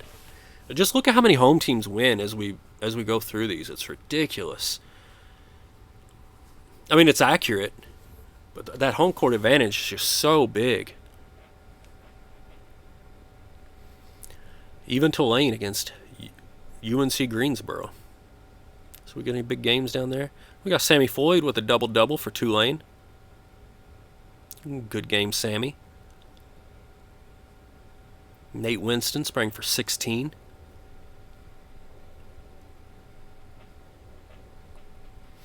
Oh, I don't think I saw it. We were going to LSU. Yikes. This will be another fun one. Almost as fun as Nebraska. Actually, probably more so. I think LSU is usually a little bit better than Nebraska tends to be. Just overall in the history of basketball. At least recent history. I can remember LSU being in a Final Four game. I think even a national championship game. I can remember Ben Simmons. I can remember Shaq breaking some backboards. I don't know anything about Nebraska basketball, so this could get ugly, guys. Yeah, you're absolutely right, Blazer. Hardest thing to do is win on the road. It's so inconsistent. And I'll tell you what, at some of the bigger schools, you're going to win more on the road with better teams, obviously.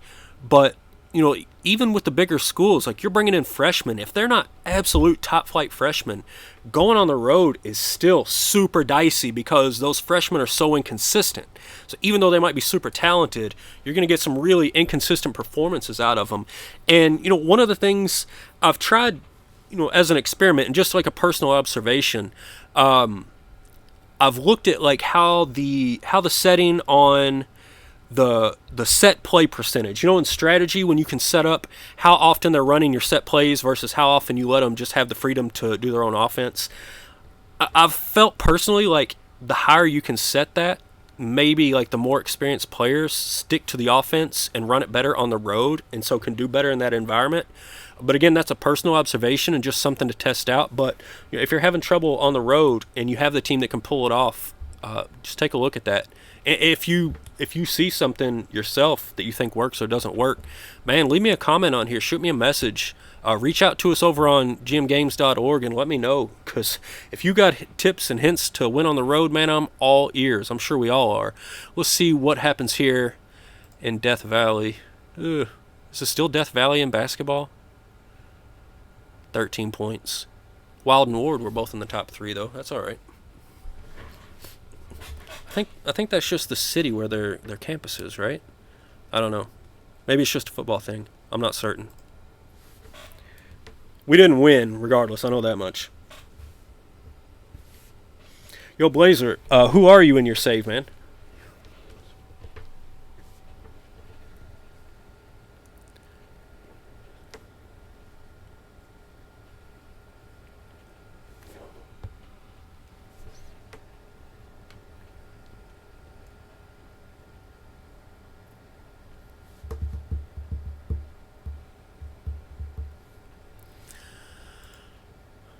We ought to be coming up on that Yale game, right? We haven't played that yet. I think I played Princeton. And Campbell? Hoping Yale's another home game. They just won't defend. What school are you coaching?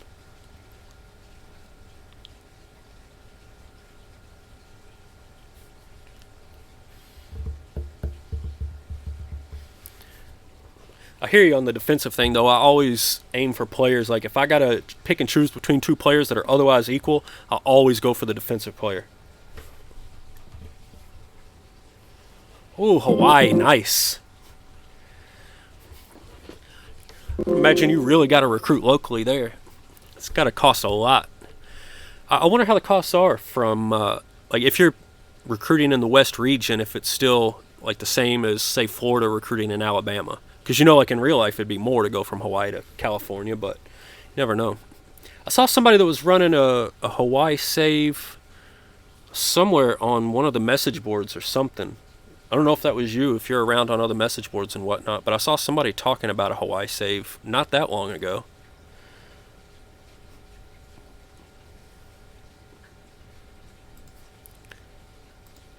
If it wasn't you, it's got to be a really big coincidence. Surely there's not that many people that are playing as Hawaii, I wouldn't think. Just don't remember where it was right off.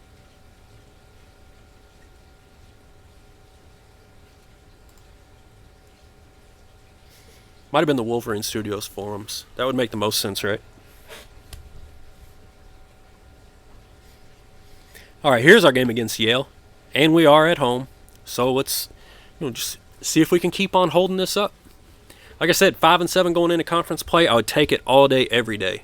That would be a great non-conference season for this team.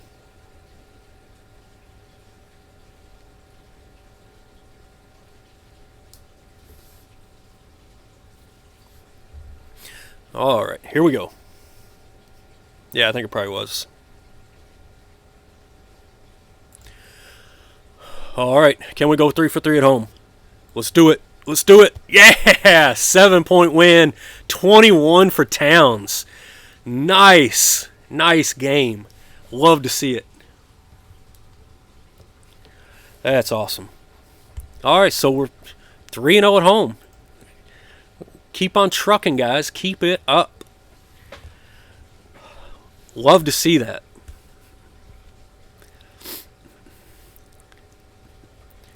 That's the thing that really just hurts your soul, because it's so hard to win on the road that you've got that advantage at home. So, man, it's just gut-wrenching to lose home games for me. How many players usually are out on the island? Because I know in Florida I had about 50 players maybe. How many recruits actually generate in Hawaii? I know all the states are kind of set up differently.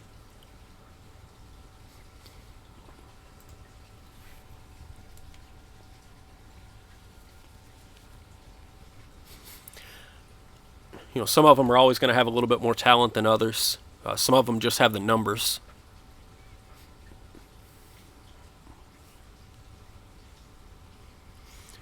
But then you can definitely. I've pulled some studs out of areas that may not traditionally be recruiting hotbeds, like North Dakota or Montana or something. I've pulled a couple of players out of there. All right, so now comes our road game at Nebraska. Look, Nebraska's actually 2-2 at home. I'm telling you, we're going to win on the road at some point this year. We'll see what happens. The board's expectations for me, I believe, were to win the conference championship. Let me bounce over and check that out for you real quick. I'm not going to worry about it too much because one thing, it seems like each goal is like a 10% thing. So like if you have 3 goals and you hit one of them and you miss 2, you lose 10%. Or if you miss all 3, you would lose like 30%. I think I only actually have 1 goal, so it's not very high risk right now, but let's check that out just so we know for certain. I think it's win the conference championship game.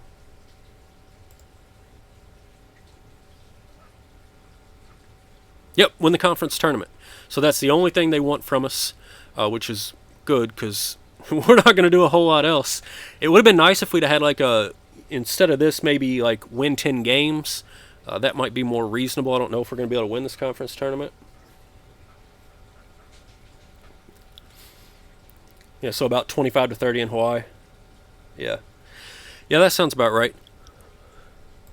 Just watch out, man. You can get some of those 2 and 3 star guys that jump up and perform really well in like the Western Region camp.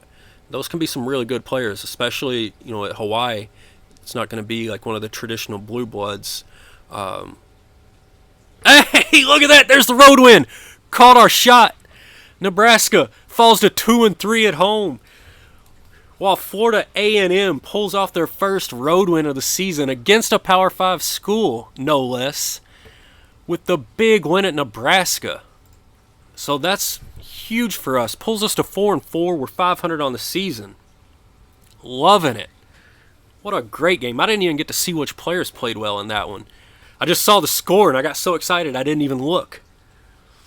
Man, that's cool. Oh, blew all the goals in year one.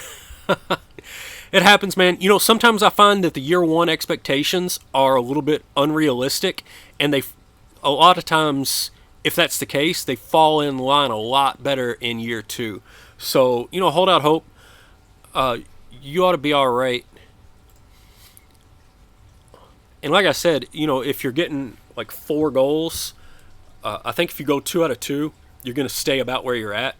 So if you go like 3 and 1, 3 out of 4 you accomplish, you're going to actually go up in job security, I think. That's been roughly my experience. One at Wake Forest, nice. That's been my experience and how the job security has worked out.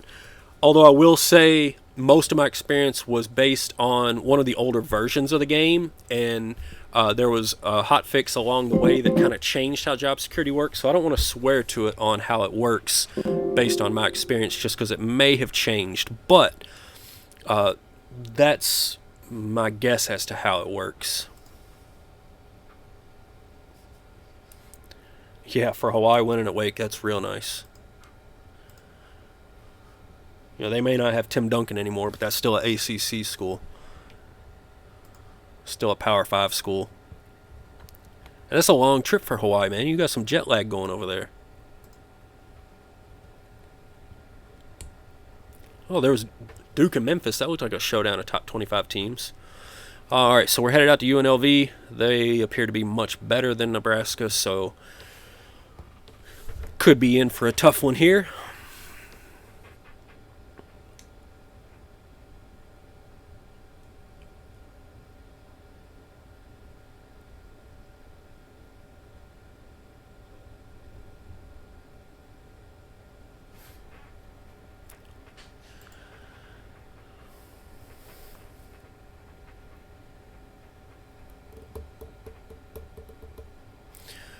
All right, see if we can keep it close.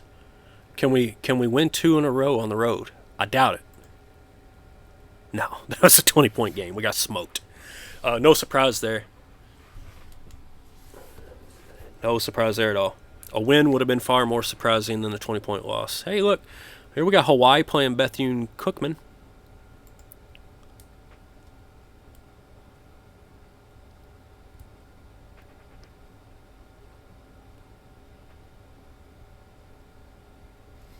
Trying to keep an eye up, see if I can catch that game as it comes through. I don't know if it already passed or not. Oh, there it was. I missed it, though. I missed the score. We'll go back and check it out for you, Blazer.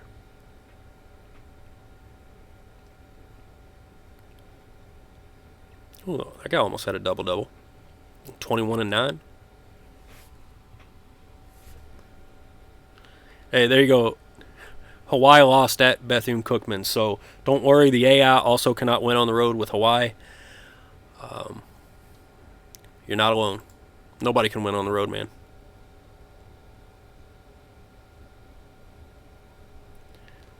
Oh, that's brutal. Blazer said first year he had USC, Oregon State, Purdue, and Florida State in a 4-game road trip. Didn't win any of them.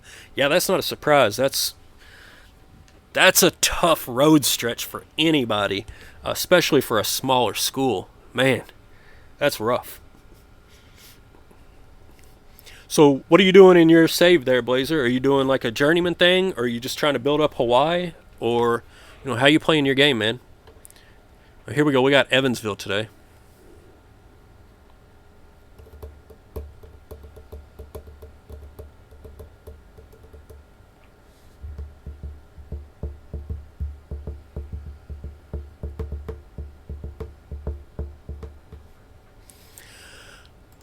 All right, Purple Aces coming to town. Let's hold serve, guys. Let's hold serve. Oh, you can't be losing those games. 82-90 against Evansville. Jeez, guys. What a letdown. So you had the huge road win at Nebraska and then a devastating home loss. God. And somebody got injured, I believe. Let's see what that's all about.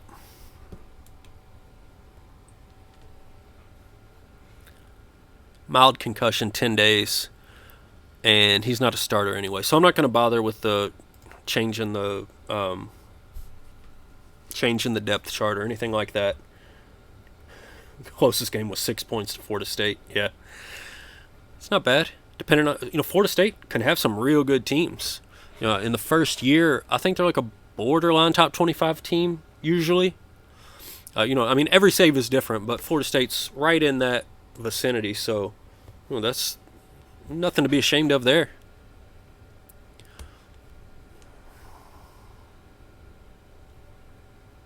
Little Rock over Grand Canyon. Power the home court. It let us down, man. It let us down. So upset. I hate losing home games. I cannot stand it.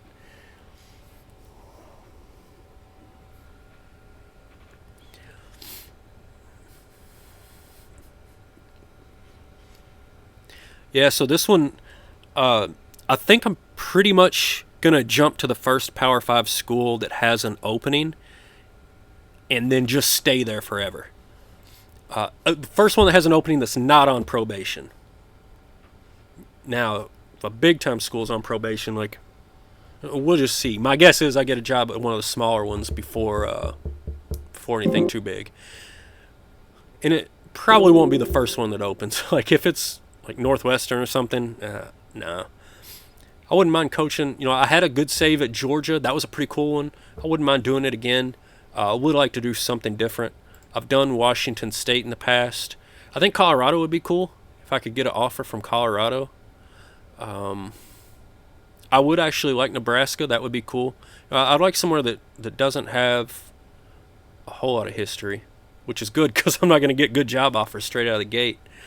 I'm not going to jump for anything that looks terrible, but I'm also not going to stay here forever. But once I get it, I want to make that a long-term thing for sure. I have moved around in the past, and it's just not worth it, man. Once I get my system up and going, so there's, especially being in challenge mode, the big hurdle is the first couple of years. If I go into a big school, they're going to have huge expectations. And if I don't have my system set up yet, if I don't have my players set up yet, I could get fired in a year or two. Or usually not the first year, but year 2, year 3, absolutely. I get fired all the time in year 2 and year 3 because the expectations are so high. And, the last coach got fired for a reason. It's because the team is not any good. So they're going to be judging me on coaching this guy who was no good, the players he brought in, and then my players who are freshmen, maybe sophomores if I'm lucky. It's a recipe for disaster. So if you can get into one of those, like Georgia. I got into Georgia. Their prestige is at 40. Then the expectations are lower. You can get your system set up, and then you grow that program. So that's definitely the way I want to go. And I just want to get it set up, have my players in, and then start playing and coaching out the games. Let's see if we can win another big road game here at Abilene Christian. No, we got smoked by Abilene Christian. God, that's embarrassing. Yikes.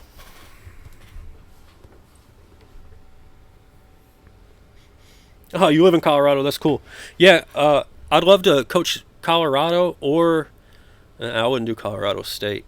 But I do know, I'm a Louisville fan, so we had some ties out there. I think What, John L. came from Colorado State. I think Tom Jurich came from Colorado State, if I'm not mistaken. He was Louisville's athletic director for about 20 years. He was excellent.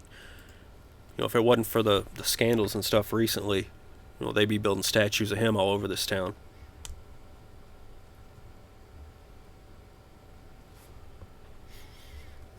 Oregon State, yeah, they got pretty low prestige on here. That would be an interesting one. I'm trying to remember, did anybody big ever play for Colorado? Like Colorado University? Basketball-wise? Like, I know Cordell Stewart played football there. He wasn't a two-sport athlete, though, was he?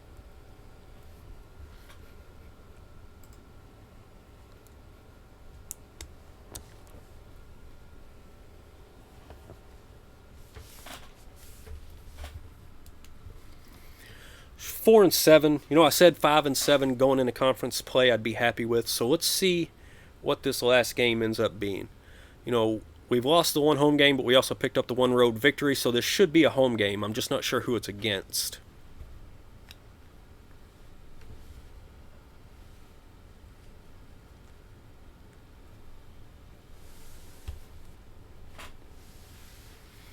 Oh, and it's Georgia. Speak of the devil. So not a long trip. Wait a minute. I definitely thought it was a home game. All right, we're going on the road to Georgia. All right, well, 5 and 7 would be a miracle, but let's see if we can't pull it off.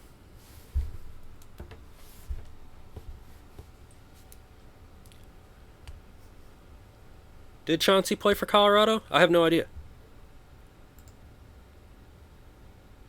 I know he played for the Nuggets at one point, if that counts for anything. All right, here we go. Rattlers and Bulldogs. Oh, we got beat down. 27 points. Ouch. 4 and 8 going into conference play.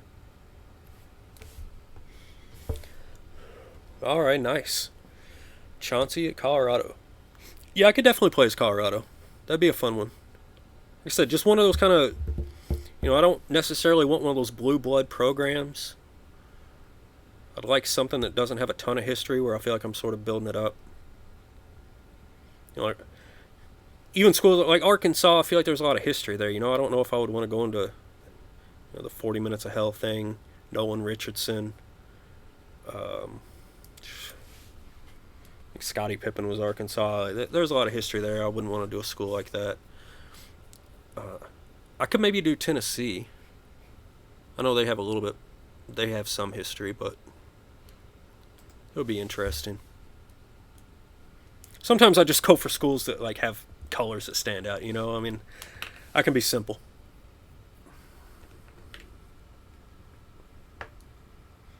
Definitely want it to be Power 5, though. Because the big thing about being in one of those Power 5 schools is playing a Power 5 schedule. The more chances you get against those schools, the more you rack up those wins. Like on my solo save with Georgia, I beat Kentucky in the first or second year. And it was a huge upset, but like we've talked about, winning games on the road is hard. Kentucky came down to Georgia. We put it on them at home, snuck up, surprised them. And, that was big for building prestige. Beating the Kentuckys and Floridas and all those kind of schools, it builds you up. So, yeah, Blazer, you want to get better at coaching out the games. I'm definitely going to get to that, man. I want to do more of that too. I've done it a lot on previous versions, and I'm happy to walk through some of that. I don't know that I'm any good at it, but I always think that just the more you watch other people, the better you get. Because even if that person's not good, there may be one thing that they're doing that you're like, I didn't even know you could do that. You know what I mean? You pick up this one thing, or somebody makes this one comment, and it just makes you that much better. So the more experience you get with it and that sort of thing, I always think that helps you to improve. So we are definitely going to be doing that on this stream. Make sure that you're subscribed or whatnot so that you get notifications when we're going live. Once I get rolling in my Power 5 school, and I want to say in my 3rd year at that school, it's going to be determined by the recruits that I get. If year 1 I bring in killer recruits and they're all starting, then year 2 I'll start coaching out the games. But whenever I've got players that my recruited players are making up the majority of the playing time, that's when I'm going to start coaching out the games. And I do want to do at least one full season coaching out the games, and then just kind of see, what's more interesting. What do people want to see more? Do y'all want to see just rolling through it like this, recruiting, simulating, or do you want to see coaching out the games, or just a mix of both? Maybe, play out the big time games and simulate the rest of them. I don't know what'll work best, but we'll see what happens here. Playing Northeastern at home. I'm thinking this might be into conference play now. Let's see. Oh, that's back-to-back home losses. Guys, you are killing me. No, I wouldn't want to coach at Oregon either. Just a lot of history there. They start off pretty good. I want to build something up. Take something that's in like the 40s and build that up. I think I had Georgia when I left there. I'm very disappointed in myself for leaving Georgia in that save. I had them built up to like 72, 73 prestige. I think they started around 40. And, I was doing great. And I just got so frustrated. They wouldn't increase their budget and they wouldn't increase their facilities for anything. And so Florida was just stealing every single player that I wanted to go after. And it got so frustrating. I basically just rage quit out. I went into the off season and had a number of good offers and ended up going to Georgetown. It is what it is. Looking back on it, it would have been cool. If I'd have stayed there, I might have still been playing that save. Could have been like 20, 30 years in. But then we wouldn't have as much time to stream. And I want to bring you this stream often. This is new for me. It's also new for GM Games, but we definitely want to get into it. I know there's people out here that want to be seeing some of these sports simulation games, and I want to bring that content out, interact with you guys. Hopefully you guys learn something from watching the stream, or you at least enjoy it, and I hope that I can learn something from you guys too. I'm sure I'm doing this mostly wrong, so you guys steer me straight in chat, God, 4-9. That hurts my soul. It really does. About to roll over into the new year here.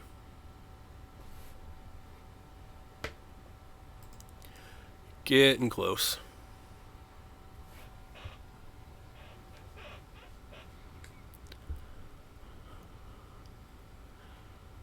Shinobi. Oh, we got a Marty Dupay. Wonder if he's any relation to Teddy Dupay. Yeah, growing out west is cool. I had a pretty good Washington State save going in 2019, I think, and that was pretty interesting. It was difficult, man. There's some good teams out there. The Zags are going to steal a lot of recruits. Oregon, Washington is decent. Arizona's obviously going to be a challenge. UNLV can sneak up there, and you always got UCLA and Cal. So the West is interesting, but if you build it up right. Like, when you get top tier, you're really only talking about Gonzaga, Arizona, UCLA, and you can dominate. But as you're trying to grow out there, it's tough. I've always had fun when I've played out west, though. Actually, one of the first saves that I did, this might have been in like 2016 or 2017, was I ran a New Mexico State, and that was a pretty fun save. Got a lot of good recruits down there.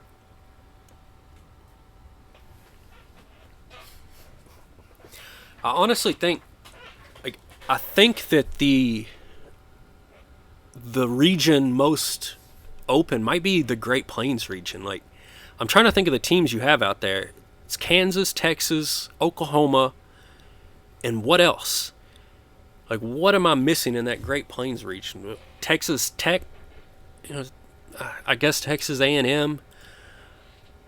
But those schools aren't very big, man. I think if I could get out there, that's why I say Nebraska. Nebraska would be cool. I don't know that I would want to do Oklahoma State. All right, so let's see here. We got Maryland Eastern Shore coming into town. We cannot lose 3 home games in a row, guys. This team is 2-11.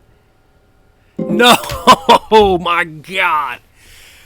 It's horrible. How do you lose to a 2-11 team at home? Oh, my God. My team is so awful. I'd love to do the whole coach speak thing. Like, oh, I didn't have them prepared, but there's no preparing these guys. They're so bad. Cedric Montgomery and Michael Edward. Let's see, what did the scouting report say about that game? Was it supposed to be close? Was I supposed to win? All right, they were actually favored. I guess my team is just that bad. Yikes.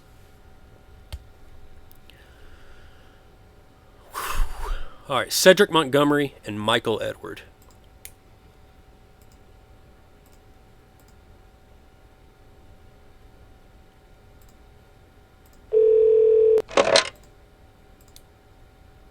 Yeah, there is a problem, buddy.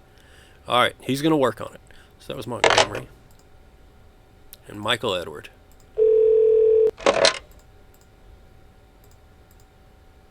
Well, you're out for a week, buddy. See, if they don't apologize, I'm not putting it up with it, especially from these garbage players. Every one of them's a 1-star. What do I care? If it's not Wild or Ward, they can be suspended as long as they want to be.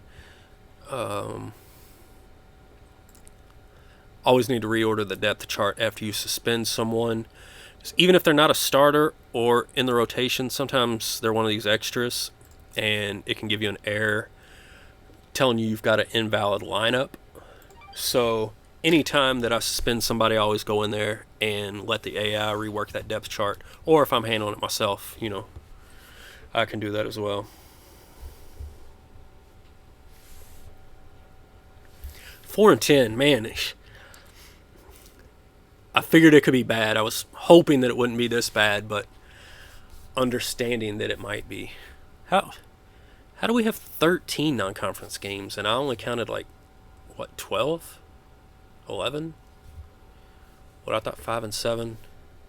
I guess I counted 12 and we actually had 13. Whatever.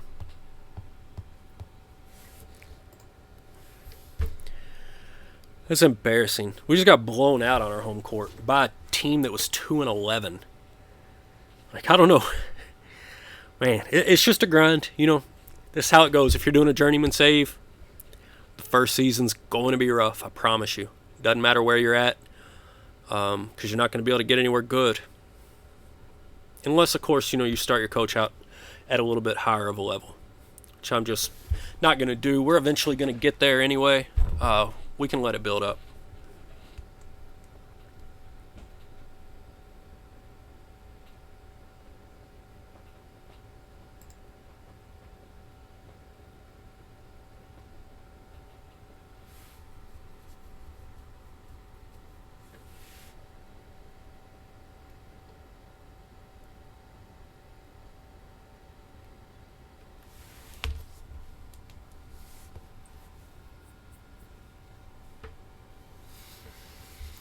All right.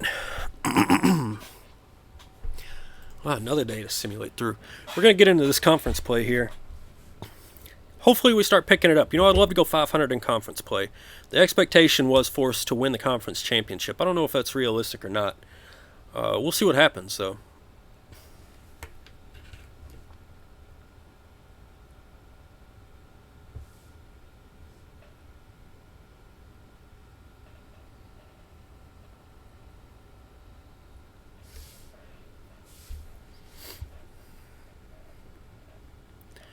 See what kind of games we got going on here. Ooh, New Mexico State lost on the road. That was a real pillow fight there.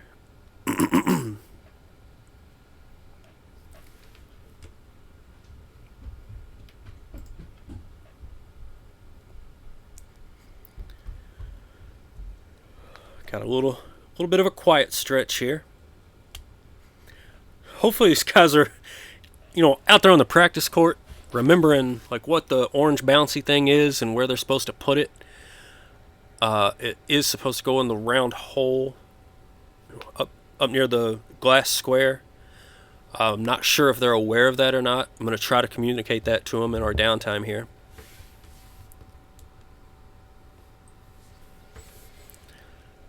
Temple Houston. Oh, we got a double-double out of Temple. Quentin McNeil.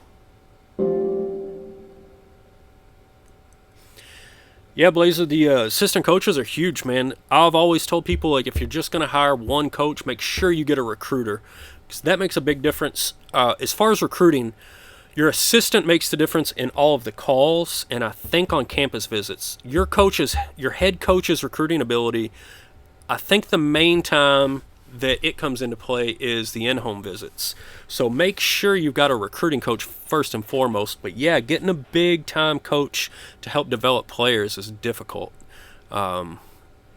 So, you've got to have the budget to be able to bring in the coaches, at least to compete within your own conference, I mean, those blue blood programs that have $450,000, $500,000 a year, they're always going to be able to outspend you on coaches. But, hey, we got another road win. That's big time. Ward and Wild both showed up. Ward with the double-double. That might have been my first double-double of the year. Went for 14 and 12. I love to see that. All right, so that gets us 1-1 in the conference, plus we got a road win already. Big time. Big time, guys. Really, really like to see that. So I think we've lost at home 3 times now, but we do have 2 road wins. If we can keep that, that balance close to even, I'd be very happy with that. So got another team incident. Of course we do.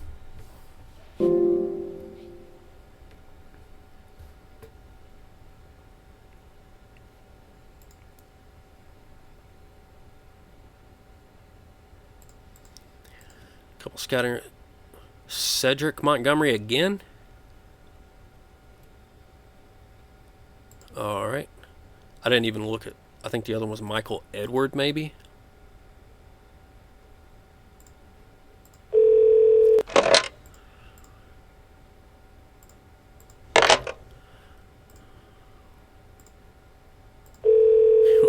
We skipped the kid gloves with him, since that was his second time in like 2 or 3 weeks. Just go straight to, I tried to tell him to knock it off and he didn't want to listen, so we went straight to suspension there.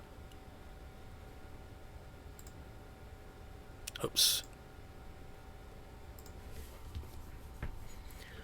Got to weed out these troublemakers. Oh, the other thing I ought to check real quick, every now and then, like once or twice a season, you got to check out and make sure you're not going to have anybody go ineligible. And we got a couple of guys with just terrible grades. We definitely, okay, he's a senior and we're already past January, so we don't have to worry about him so much. Peter Abel.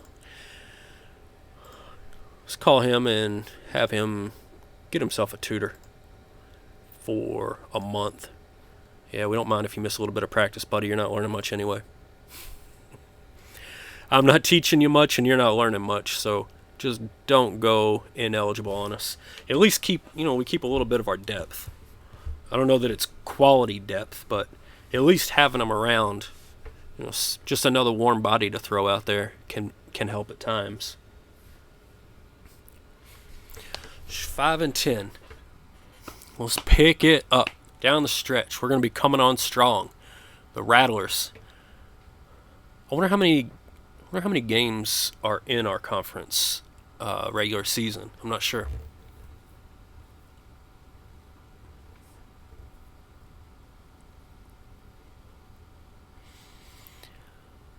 Let's check out the dashboard.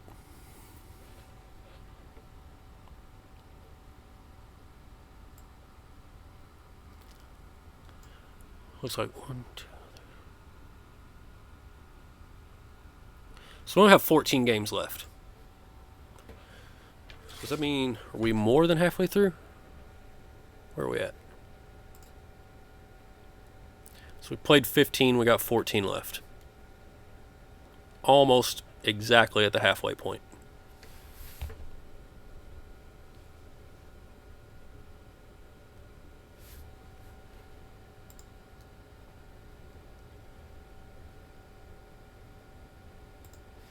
All right, now we got Bethune-Cookman, and if you remember, that's who Hawaii lost to earlier. So let's see if we can redeem ourselves. We don't want to redeem ourselves. Blazer's the one that lost to him, right? God, no, Bethune-Cookman. Whew, they're tough, boy. Those Cookmen. I have no idea what their mascot is, but they just beat us down on our home court. Man, it is rough down here at Florida A&M, let me tell you. I can see why the last coach left for certain. Oh boy, we're gonna get there. We're fighting through it. You know, we picked up some big wins. Let's just get to 10. We got 13 games left now. 13 games left now. Let's win 5 of them. We go 5-8 down the stretch in conference. I could live with that. You know, put us at 10-19 on the season. You know, I've had better, but I've definitely had a lot worse. So.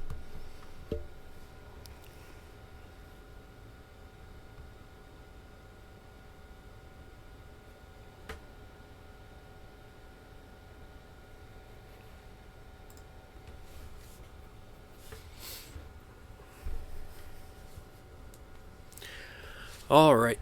Oh, I think Arizona just picked up a big old win.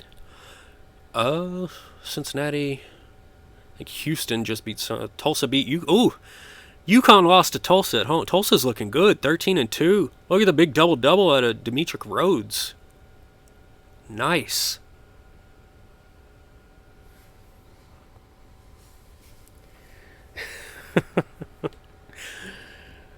Oh man, I'm not trying to rub it in. I'm losing too, man. We're all struggling. You know, it's a long road to climb up to where you can actually consistently win at home, much less on the road. So here I head once again on the road in conference play to North Carolina A&T. See what we got going over there.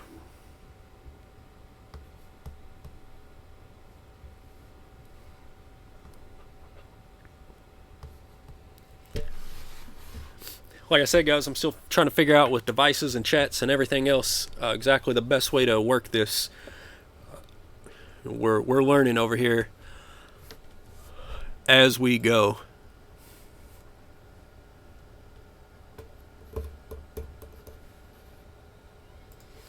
All right, come on, big road win. Let's do it. Yeah, 82-75. Marcus Story almost with a double-double. Jeff Wild showing up big again. Man, we're losing some head scratchers at home, but we've picked up the road wins. I love to see it. I think we're still, 3 road wins and 4 home losses, so we're still 1 down there. But we're moving in on that 10 wins. We're going to get there. We are going to get there.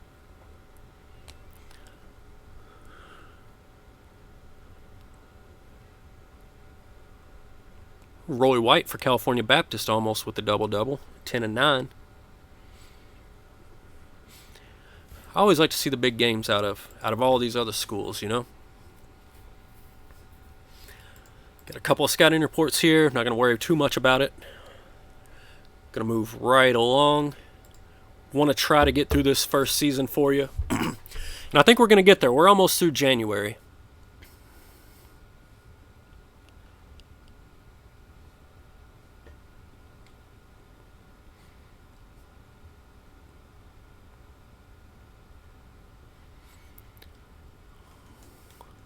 Like Oregon beat Cal. Cincinnati lost to Memphis. Temple holds serve at home. UConn beat ECU on the road. 11-14 from Michael Crawford.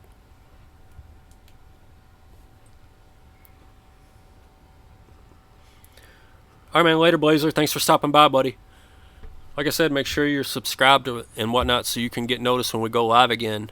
I'll be bringing you in-game coaching soon enough. Looks like we're hosting Morgan State today. See if we can get to 7 wins on the season.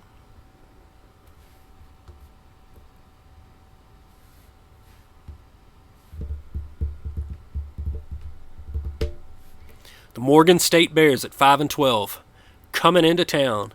What have we got for them? Come on, guys. You got to win these home games now. Yeah, 89-76.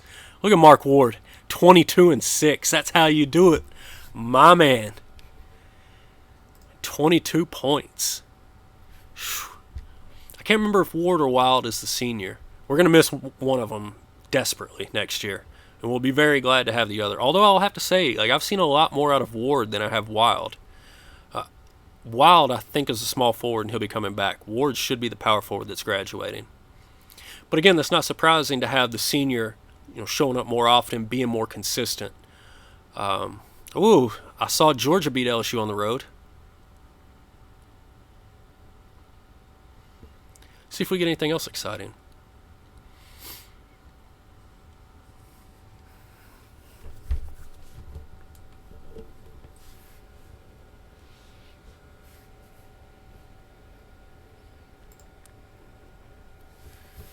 Seven and 11, creeping up on those 10 wins. We're actually 3-2 in conference. That's great. Shoot, we might win that conference tournament after all. Put us on a neutral floor, you never know what's going to happen.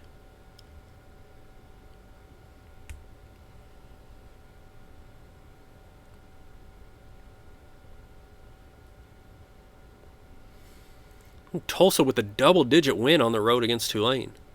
I think Tulsa also that's who beat UConn, right? Tulsa might be a force this year. Well, Justin Midgley with his 25-5. Isaac Murray chipping in for 22-5. It might be a team. I don't want to play them.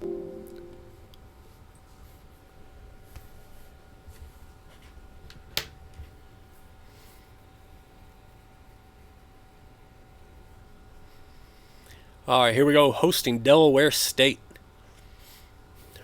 Every home game's big. Every home game matters. Got to get a good seed in that conference tournament, see if we can't win it and make the dance in our first year. That'd be a great first year. It really would.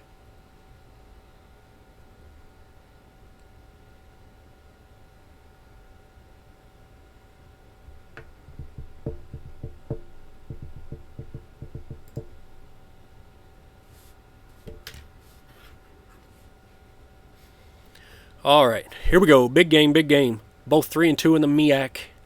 See who moves ahead. They got a winning record on the season. That's kind of scary. Oh, yeah, 102-89. 102. We just dropped 102 on you. How you like that? Yes, sir.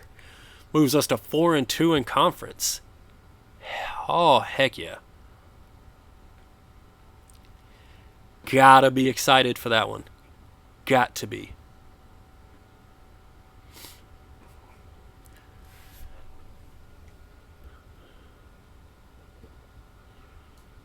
Four and 2. I'm feeling good now. We're gonna make it happen. We're winning something this year. We're gonna make the board happy. We're gonna win that conference tournament.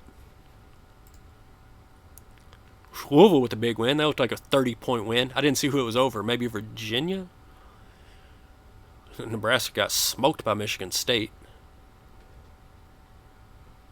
A couple Ivy League games thrown in there.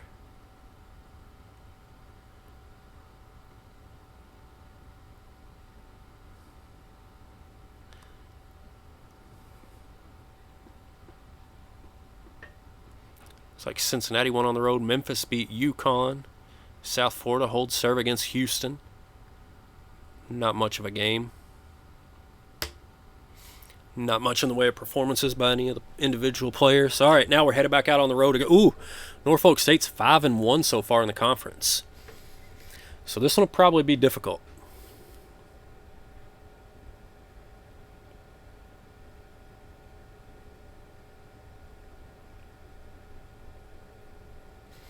All right. See what we've got. It'd be great to get a road win in conference, Give us a huge boost, especially against one of the top teams. Oh, 66-58, and Jeff Wild went for 14-8 and I think 2 steals. Yes, sir. Let's check out the standings now. Well, we're 5-2. We've got to be toward the top of this conference. All right, 6-1, Coppin State leads. And then we are right there tied with Bethune-Cookman at 5-2. Also now tied with Norfolk State. So, wow, Bethune-Cookman's really good at home. And, they're winning games on the road as well. Interesting. Very interesting. So we are toward the top of this conference. Winning the conference championship is not out of the realm of possibilities, assuming we keep this up. Maybe our scouts are just really bad. Maybe we've got a great team. It's hard to say. We're winning games, though. I'll take it. However I can get it, I will take some wins. Feeling real good now. 20 games into the season. I think we got 9 games left in the regular season. Then we're going to have a nice long postseason. Let's call it what? Another 9 games, 3 conference, 6 to win the national championship, right? Florida A&M going all the way, baby. Rattlers for life.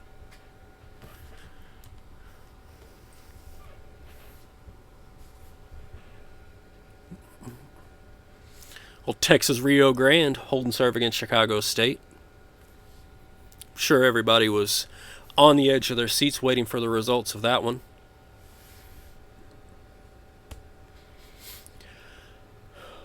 Kind of disappointed none of our other scholarship offers have committed, but at the same time, I'm equally glad they haven't committed elsewhere. I haven't gotten any emails either way, so I assume they're still considering us, and they're going to give us another chance to make some in-home visits first week after conference tournaments, I think.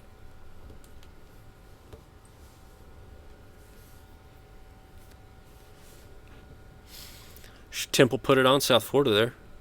Quentin McKeel. I think I've already called him out for a double-double once. Might be a double-double machine over there at Temple. Alright, so let's check out our inbox.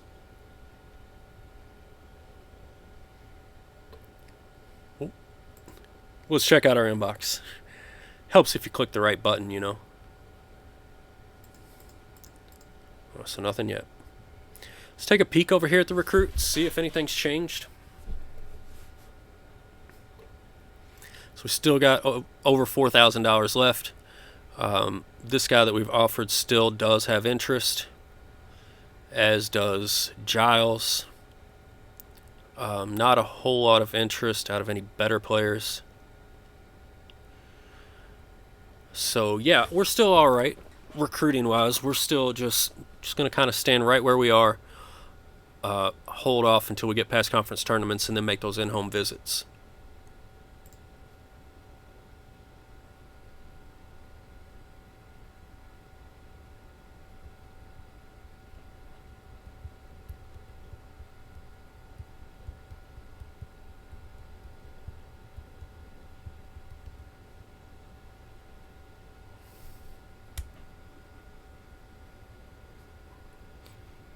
Ooh, Gonzaga. Number 1 Gonzaga. Gonzaga's always tough. Especially, I'm telling you, first year of a save, Gonzaga's tough. I'm in an online league. Gonzaga blew everybody out. Won the national championship game by like 20. The solo leagues that I just started, Gonzaga won the national championship. And as you can see, they're also number 1 in this save. You talk about a tough team coming out of the gate. It's the Zags. Blazer, if you ever come back and watch the rest of this stream after we get it up and posted, boy, you want to stay out west, boy, look out for the Zags. They are no joke.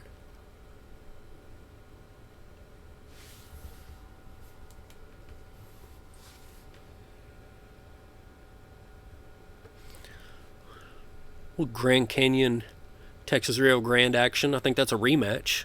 Matt Crawford, 10-12. Not too shabby.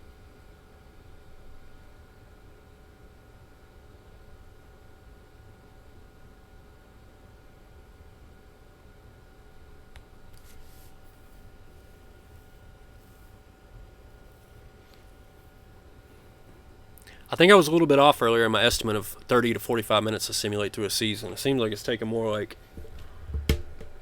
It's been over an hour, I think, at this point. And it'll probably end up being about an hour and a half. Maybe a little bit longer. I'll definitely break these up in the future. We'll do the first part of the recruiting and setup and all that good stuff. And then the season can be a second one. It's probably a little bit too long to do all of this at once. But I'm going to try to power through it just for this first video, since that's what I said I would bring you tonight.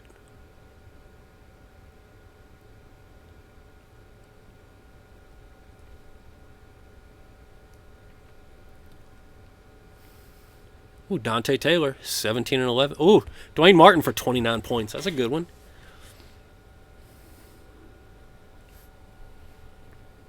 All right, now we're headed on the road to Howard. They are 2-5 in conference. Opportunity for another big road win. You never know. They are difficult games to win in conference. But you're running into a team that's 2-5 in conference, you got to take a shot. All right, come on, guys. You can do it.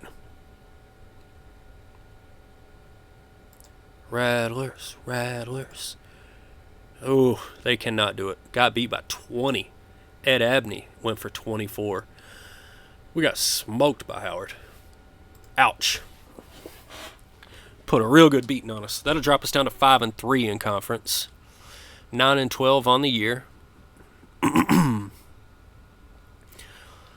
It's all right. We're still moving right along. You know, we're in the top half of the conference. That's all right. That's in the range of being competitive conference-wise. Let's just hope that holds up. Finish off around 500 in conference. Hopefully better.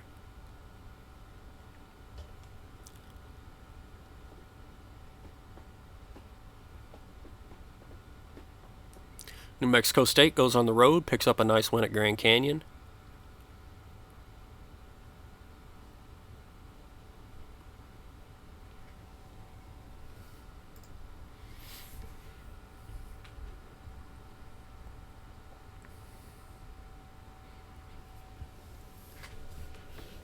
Looked like Utah picked up a nice big road win there. Cincinnati lost at home. Tulane holds serve against South Florida.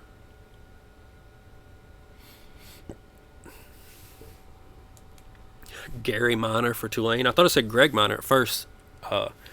Greg Minor, of course, was an old University of Louisville player. One of the early ones that I remember. A star of my childhood.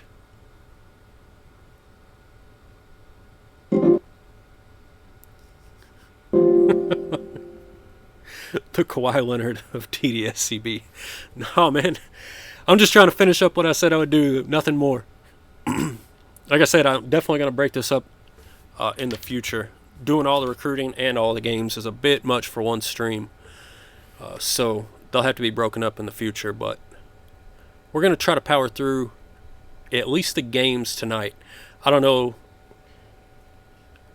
that I can even get through into the off season, but I can at least get you through the games tonight. So we should only have 8 games left in the regular season, and then I'll get my second win when we hit the postseason.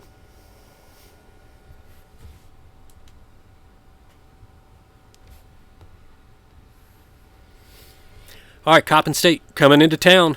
What are we gonna do? We're gonna get drubbed by 25. Goodness gracious, this team's so inconsistent. I don't know how they can go on the road and pick up these big wins and then just get the snot beaten out of them at home by 25. I mean, wow. Very, very inconsistent. Maybe my scouts are all right. Maybe this team is horrible. I don't know. It's hard to say.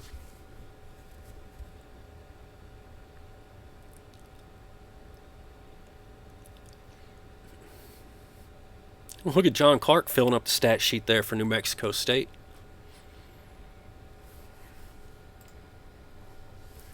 Looked like Georgia Tech went on the road and beat Miami there right off the bat. You know, you get some big road wins mixed in here, but overall, like, the home teams just dominate. It's so true to life.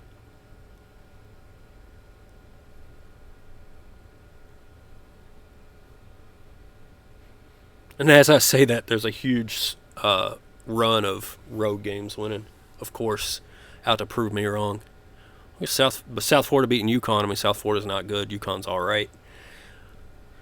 It's definitely an advantage. But I guess there's only so much that can be overcome. Eventually, you got to have somebody that knows how to dribble a basketball and put it in the hoop, or else you're going to lose games. And unfortunately for me, Florida A&M does not have that this year, really. That's all right. We're getting close to the middle of February. We're definitely winding down on this regular season. Whoops. Got to uncheck it so I can actually see what happens, right? Uncheck the box. I guess we knew what was going to happen. They beat us pretty good at home. Not surprising that we went there and they put a hurting on us again. 24-point loss on the road brings us to 5-5 in conference, 9-14 overall. Still struggling to get that 10th win. I feel it, though. It's coming. very soon. Well, we're 23 games in. We still got 6 games left to win 1. We can do that, I think. I think we can go 1-5. I think. I hope. Come on now, guys. I know you've got it in you. 1 more game, and then you can just coast until you get to the postseason. Then you got to pick it up. I will say, if you're trying to get your coach prestige up, you've got to win games in the postseason. It's definitely one big thing. The regular season can only do so much for you, especially in a lower level conference. If you're in a bigger level conference and you can beat some of those top teams, that's great. You can do it in the regular season. But the postseason is definitely where you make a name for yourself. Not only for yourself, but for your school too. If your goals are to increase your school's prestige, you got to win conference tournament games and NCAA tournament games, or even NIT games. If I do well in any tournament with Florida A&M, I'm going to pick up prestige, but the postseason is definitely important.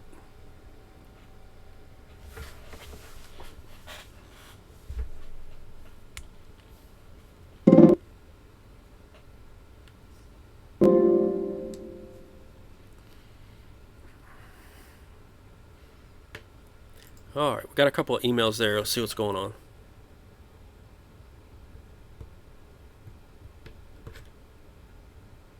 Oh, I think I tried to do it before the screen was all the way loaded. You do have to wait just a second to let that schedule load up. Okay. I didn't check my scouting reports last time, and then we got another update on the Norton Award. And look, I told you the Zags are no joke. Alfred Claxton, the number 1 finalist for the Norton Award, Gonzaga. Chris Martin, number 15, Gonzaga. They got 2 players in the top 20. I definitely do not. Florida A&M has no players in the top 20. In fact, I would venture to guess that the MEAC as a conference does not have any players in that top 20. Probably didn't have any in the top 50.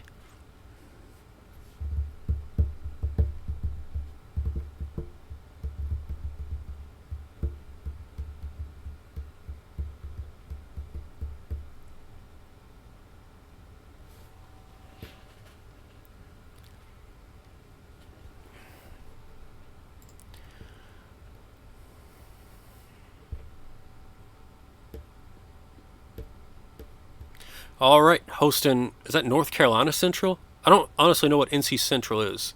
North Carolina is the only possibility, right? Doesn't matter, they beat us. 23-point loss. Golly. We just cannot get that 10th win. So elusive. Man, 5 games left to do it, I think.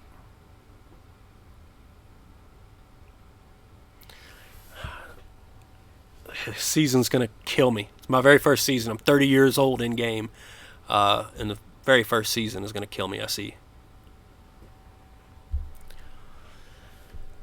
At least I'm not the only one losing at home. Seattle losing to a bad California Baptist team.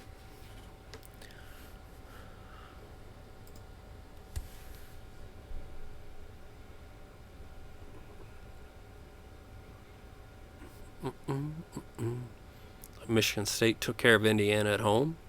Yale won at home.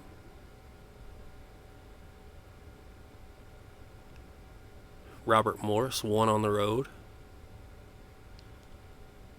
Looked like Oregon State beat somebody. They might have been somebody that was ranked. I missed it. Temple goes down to Houston. There's Quentin McKeel again. Couldn't quite get the double-double this time. 1 rebound short. All right, here we go. Yet another home game against another bad team in the MEAC. Can we get to 10? Let's let the AI game simulate first.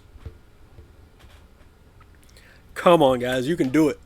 If you're still watching with me out there, cross your fingers, cross your toes. Good thoughts. We got to make this happen. We got to hit 10. We got to hit 10.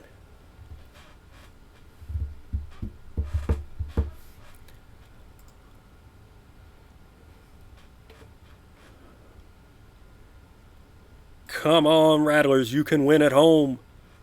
Next time. Jesus. Man. That was such a bad team, and we just couldn't beat them.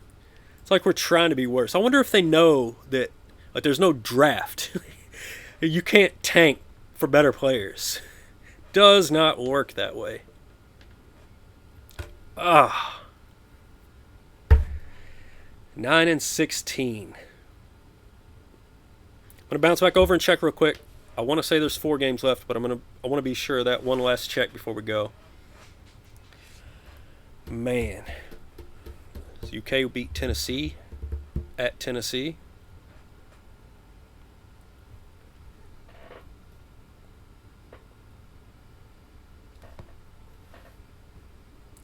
Little device check here. Looks like we're doing all right.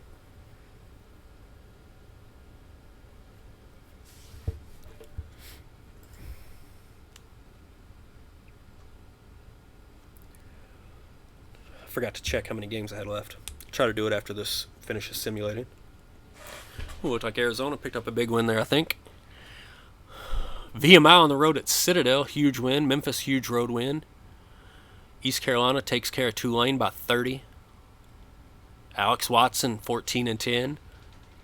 Maurice Cougar, that's a cool name.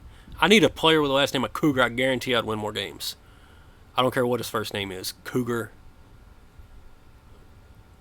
That's awesome. There's Gary Minor again. You know, a lot of times they simulate the same conferences in like the same order, so I guess that's why we see a lot of the same teams at the end of that simulation.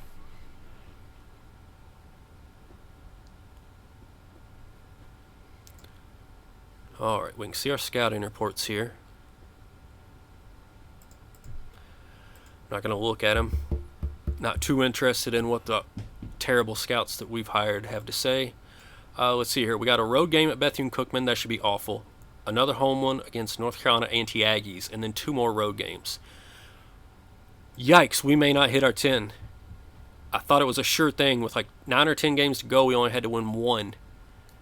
And we may not be able to do that. This Bethune-Cookman team beat us down at home.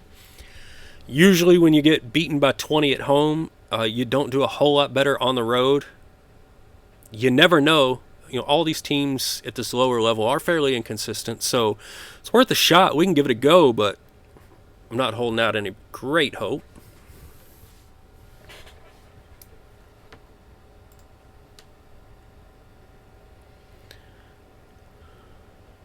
All right, what do we have for us today? Can we get to 10?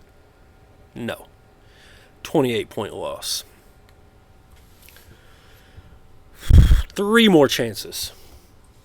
Hey, but I think the conference games count, so we could always win our 10th in the conference tournament, maybe. Now, weren't we 5-2 at one point in the conference, and we've lost like 6 straight? Very disappointing. 3 games to go. I do think I'm going to have to call it a day when we get done with the regular season, and we'll pick up with the conference tournament next stream. But we will get through the regular season at the very least.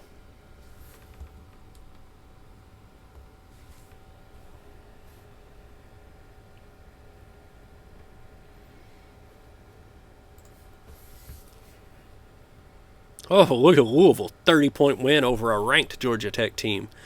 I mean, I think it was a high-ranked Louisville and a low-ranked Georgia Tech, but still, that's my boys. That's my cards.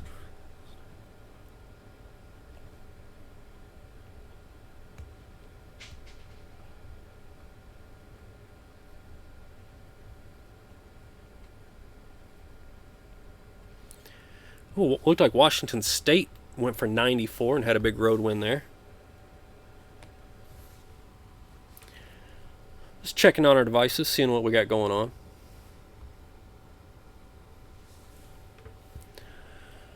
Nothing worth reporting on at the moment.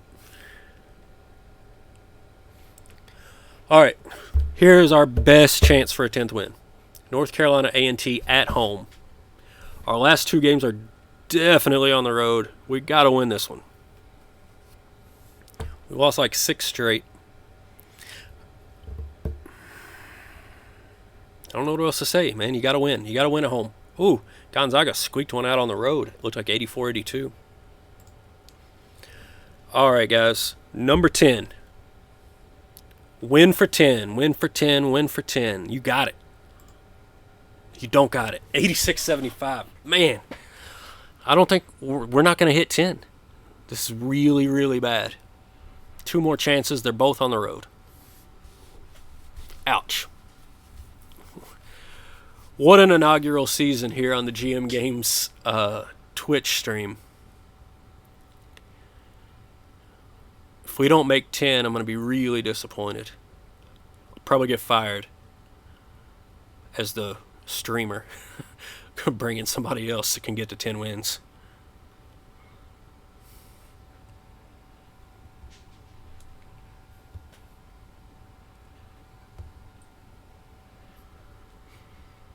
Ooh, Utah Valley versus Chicago State. It's a battle of the blue bloods if I've ever seen one, right?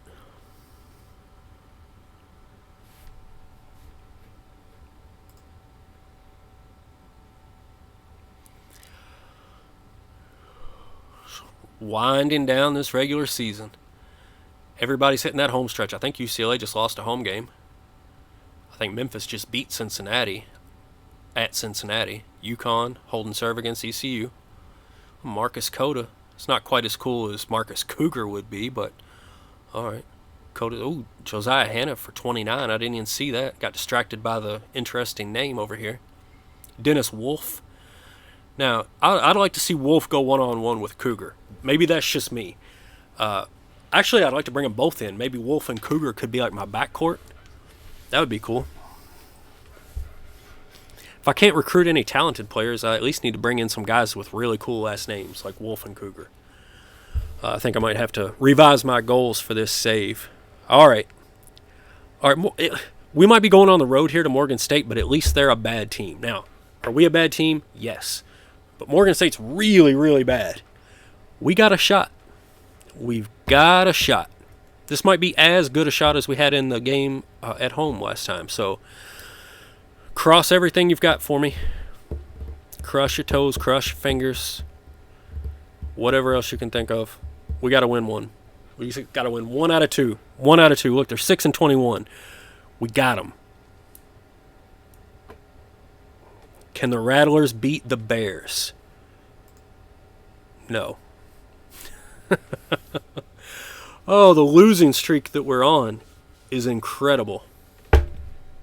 Now we're down to the last game of the regular season, guys. This is the last one I'm bringing you for the stream. After this, we're going to go ahead and save it. I'll bring you the conference tournament next time. At this rate, unless we win that, we're not going to have any kind of other postseason tournament. Actually, you know what? I can power through that. We're not going to have too much of a postseason. I can power through this.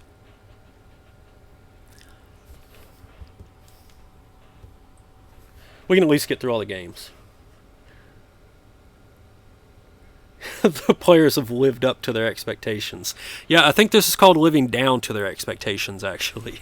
But yes, they have, let's say they have met their expectations, which were not very high. And I do not think we're stealing this conference tournament. We can't even steal wins at home. I don't know how we could possibly win any games on a neutral court. I mean, it could happen, but I'm not holding out too much hope.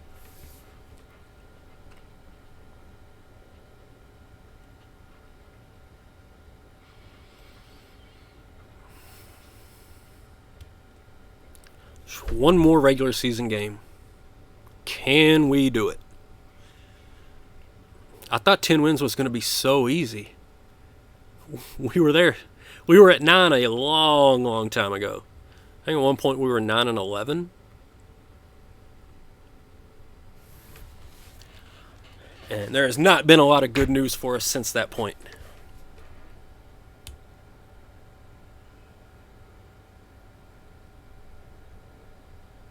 All right, Delaware State.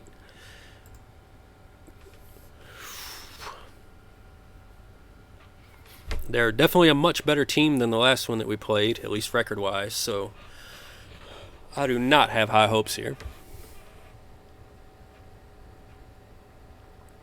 But anything can happen in college basketball, guys. The Rattlers and the Hornets. There's a lot of animal names in this conference. I guess that's probably true of a lot of conferences, but Rattlers, Hornets, Bears, oh my. What do we got? Oh, that's the closest we've come to win in a long time. Story threw up a 24-point game, but we lose by 4 on the road to wrap up the regular season. We couldn't get to 10 regular season wins. To add insult to injury, it looks like Louisville lost there.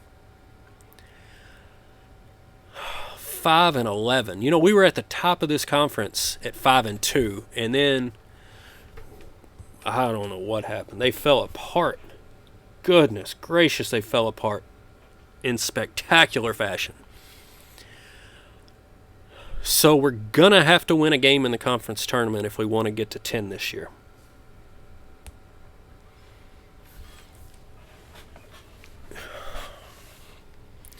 So the regular season should be wrapping up here.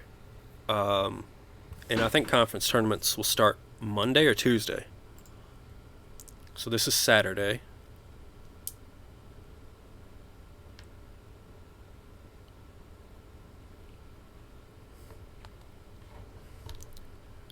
Winding down.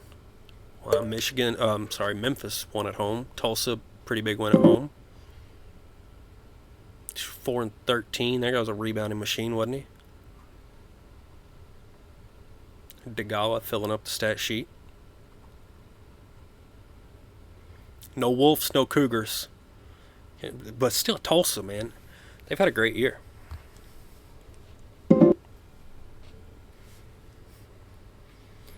See what kind of emails we get. I think either today or tomorrow we should be getting an email about which of our players go to the NBA draft, which I'm very nervous about. We've got some stars, some very skilled young men. Oh, we do have one more regular season game. Did I miscount? Oh no, hold on. Is this regular season or tournament? Let's check it out. Could be tournament. Yeah, tournament. Alright, so we got Howard on a neutral court. So this isn't a great team, but of course we're terrible, and I'm pretty sure they beat us at home. Let's see. Oh, shoot. I don't want to uncheck that yet. Alright. You always want to let the AI games play out like this so that you just see your game. Otherwise, your game gets thrown into all this and you miss out on it. You can change the settings to where it'll just go through like this on all of them, and then it'll slow down for your human-controlled team. But I'm too lazy to do that. I like doing it like this. I just cancel and then come out here and uncheck and simulate whatever. Here we go. Win for 10, baby. Win for 10. God, 9-21. And that is going to be the end of the season for Florida A&M. We were 9-11 at one point, and then we lost 10 straight to finish it out. Disappointment all around. So I'm going to go ahead and wrap up our first stream right here. Go ahead and save it. When I come back next time, obviously this was too long to do every single time.